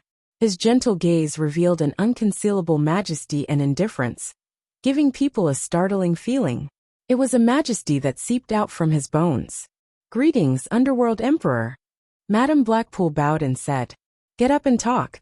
Though the Underworld Emperor said it politely, he didn't mean to let her in. "Thank you, Underworld Emperor." As soon as Madame Blackpool stood up, the Underworld Emperor asked her in a condescending manner, "What's the matter?" Madame Blackpool reported angrily, "Underworld Emperor, something terrible has happened. The Underworld envoy I sent to the human world to investigate the stolen item from the gate of the Underworld was killed in the human world." Before Madame Blackpool could finish, the Underworld Emperor interrupted her. "You came to disturb me for this matter?" Madame Blackpool was taken aback, and the anger on her face cooled down. She said angrily, "The mortals in the human world are outrageous. They dared to kill the Underworld envoy. Blackpool asks the Underworld Emperor to send someone to punish the murderer." The fireflies that were climbing on the window suddenly flew away quickly, as if they were frightened by something. It became dark outside the window. Though there was light in the room, no one could see the expression of the person outside the window. All they could see was a figure with a pair of cold eyes flickering. He said in a deep voice, "Blackpool, do you remember what I said when I agreed to send someone to the underworld?" Madame Blackpool was startled. She sensed the anger in the Underworld Emperor's words. She knelt down again and said, "Blackpool doesn't dare to forget it. The Underworld Emperor said that this is the only time. No matter what the result is, it is not allowed to happen again." "What else?" asked the Underworld Emperor. If it happens again, you don't have to serve me anymore. You should go to the endless dark sea to serve those laborers." It's good that you remember," the Underworld Emperor said emotionlessly. "If you are tired of staying in the dark Nether Palace and want to go to the endless dark bottom to enjoy yourself, I will grant you your wish. Emperor of the Underworld, please calm down. I won't dare to do it again." Madame Blackpool bowed on the ground in fear. "It's good that you understand. If there's nothing else, you can leave," the Underworld Emperor said. "Underworld Emperor, there is one more thing." Heichi straightened his back and said, "The Celestial Realm sent someone to contact me. They said something strange happened in one of the 72 worlds. Countless years have passed, and no one from that world ascended to the Celestial Realm. Thus, he sent down 16 guides to investigate, but none of them returned. Recently, someone from that realm sounded the immortal Ascension bugle, but there's still no news of the people they sent out, and they haven't returned. What do you want to say to me?" the Underworld Emperor asked icily. Madame Heichi said respectfully, "They suspect that there might be something wrong with the passage to that world, and they want me to ask the Underworld Emperor to lend me the passage to the Underworld." "Heichi, you are from the Underworld. When did you become the messenger of the Celestial Realm?" The Underworld Emperor turned around and walked away from the window. His indifferent voice drifted out from the room. "Them? Which them? Do they have the right to negotiate with me? Go back and tell them that they don't have the right to talk to me. Tell Jintai to come and talk to me in person. 1,000 soldiers. No one is allowed to trespass this place without my permission." "Yes." The silver armor 1,000 soldiers cupped his hands and accepted the order. Then he waved at Madame Heichi to send her away. Heichi was frightened by the Underworld Emperor's words. When did you become the messenger of the Celestial Realm?" She knew the Underworld Emperor didn't like the people of the Celestial Realm. Though she didn't know the reason, she knew she had misspoken this time. The Underworld Emperor deprived her of the right to trespass this place. She wanted to explain, but she didn't dare to say anything else. She knelt and kowtowed, saying, "Heichi will remember. Heichi will leave now." Then she turned into a black light and left. After she left, the silver armor 1,000 soldiers appeared on the small building. The Underworld Emperor, who was holding the ancient scroll, said without turning his head, "What kind of person did she send to the human world this time? How could he be killed by a cultivator in the human world?" The silver armor 1,000 soldiers relaxed when no one was around. He walked to the Underworld Emperor's side and took out an ancient scroll from the bookshelf. He opened it and said, "A pampered man called Lume. He was just a clown trying to please the crowd. His cultivation level was not worth mentioning. He was only a mid-stage netherworld warrior." The Underworld Emperor tilted his head and said, "The mid-stage netherworld warrior is not worth mentioning. But don't forget that it was the human world. How high do you think the mortal body of a cultivator in the human world can withstand?" This person is not simple to kill a mid-stage netherworld warrior. The silver armor 1,000 soldiers was startled. He put the ancient scroll back on the bookshelf and said with a frown, "Now that you mention it, it is a bit strange. I didn't expect such a person to appear in the human world. Should I go there myself and see who did it?" "It's not the right time. Let's talk about it later." The underworld emperor shook his head slightly. In the middle of Huaxia, in a deep mountain not far from a bustling city, there was a mountain god temple that was full of incense. In front of the temple, there was an endless stream of people who came from the city to burn incense and pray devoutly. Behind the temple, there was a quiet wing built halfway up the mountain. Standing on the platform in front of the wing, one could see the crowd of people coming and going to worship at the foot of the mountain. Under the shade of the trees, Yu Qianqiu quietly looked at the mountain god temple with green smoke curling up. He said with a smile, "You two are really good at picking a place. I didn't expect you two would hide here and enjoy the human world." Gu Qingyan and Hong Qi stood on either side of him. Hong Qi had grown into a mature young man after not seeing him for a few years. Hong Qi said with a smile, "This is a rundown temple. If we didn't take over it, it wouldn't be so full of incense." I heard that the Hong Gang and Qing Gang suddenly appeared in the Huaxia cultivation world. I know it's the two of you. Yu Qianqiu looked around and joked. "You two are really famous," Hong Qi said with an embarrassed smile. "How can we be as famous as you, master? We're just making a small ruckus in the Huaxia cultivation world. We only managed to make a ruckus by taking advantage of the trouble on Wuji Island. Otherwise, we would have been wiped out by the righteous and demonic sections. But master, you're famous all over the world. I heard that you're the #1 expert below the soul formation stage. I'm honored. I haven't seen you for a few years, and you've learned how to be glib. Looks like you've gotten a lot of benefits." Yu Qianqiu tilted his head and stared at Gu Qingyan. "How is it? It's freer than you on that Fuxian island, right?" Gu Qingyan smiled and joked. "At least I don't have to bow and bow all day like I did on Fuxian Island. I'm now the leader of the world-famous Qing Gang. I'll rob anyone who dares to mess with me." He had been living in the outside world for so many years and had accepted many things. It was just like what Yu Qianqiu said. If he was still on Fuxian Island, he might not be able to break through to the core formation stage. Hong Qi laughed and said, "That's right. Fuxian Island is nothing. Sect leader Feng Xiangtian has sent invitations to us in the cultivation world several times, but we've been too lazy to care. So what if we're the #1 sect in the world?" Gu Qingyan rolled his eyes and said mockingly, "Don't be so arrogant here. Do you think Feng Xiangtian is so easy to mess with? If it wasn't for Wuji Island, he would have come to destroy us a long time ago. You haven't stayed on Fuxian Island, so you don't know. Fuxian Island is very powerful.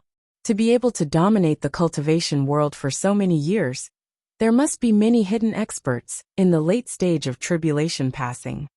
Hong Qi said disapprovingly, "What are you afraid of? With Master's current reputation, we can just use Master's name at the crucial moment. I don't think Fuxian Island will dare to act rashly against us." The two of them glanced at each other, then looked at Yu Qianqiu and chuckled. They indeed had a sense of superiority. All the sects in the cultivation world were worried that they would be attacked by the spirit-severing experts of the various countries, and lived in fear. On the other hand, they had the foundation laid by Yu Qianqiu in the various countries. They didn't have to worry about anything. When they had nothing to do, they could rob others and live like kings. Gu Qingyan asked curiously, "Boss, why did you suddenly come to find us?" "Yes," Yu Qianqiu nodded and said, "I heard that almost all the independent cultivators in the cultivation world listen to your orders.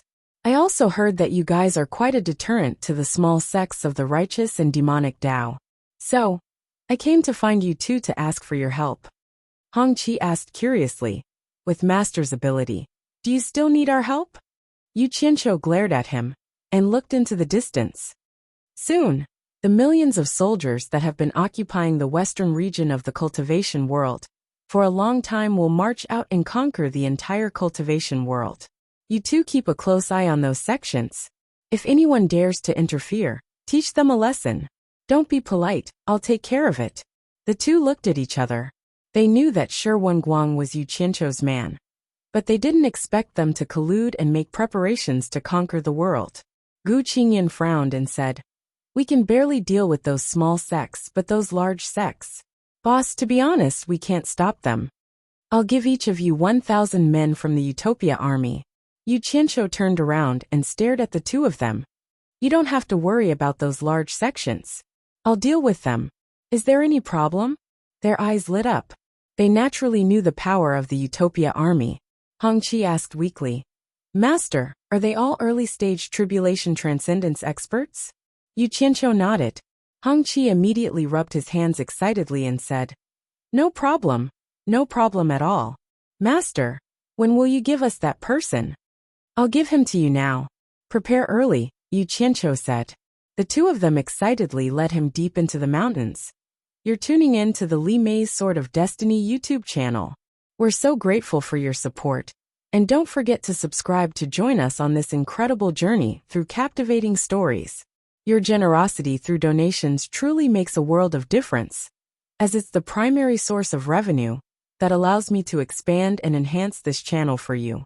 Thank you from the bottom of my heart for being a part of this adventure.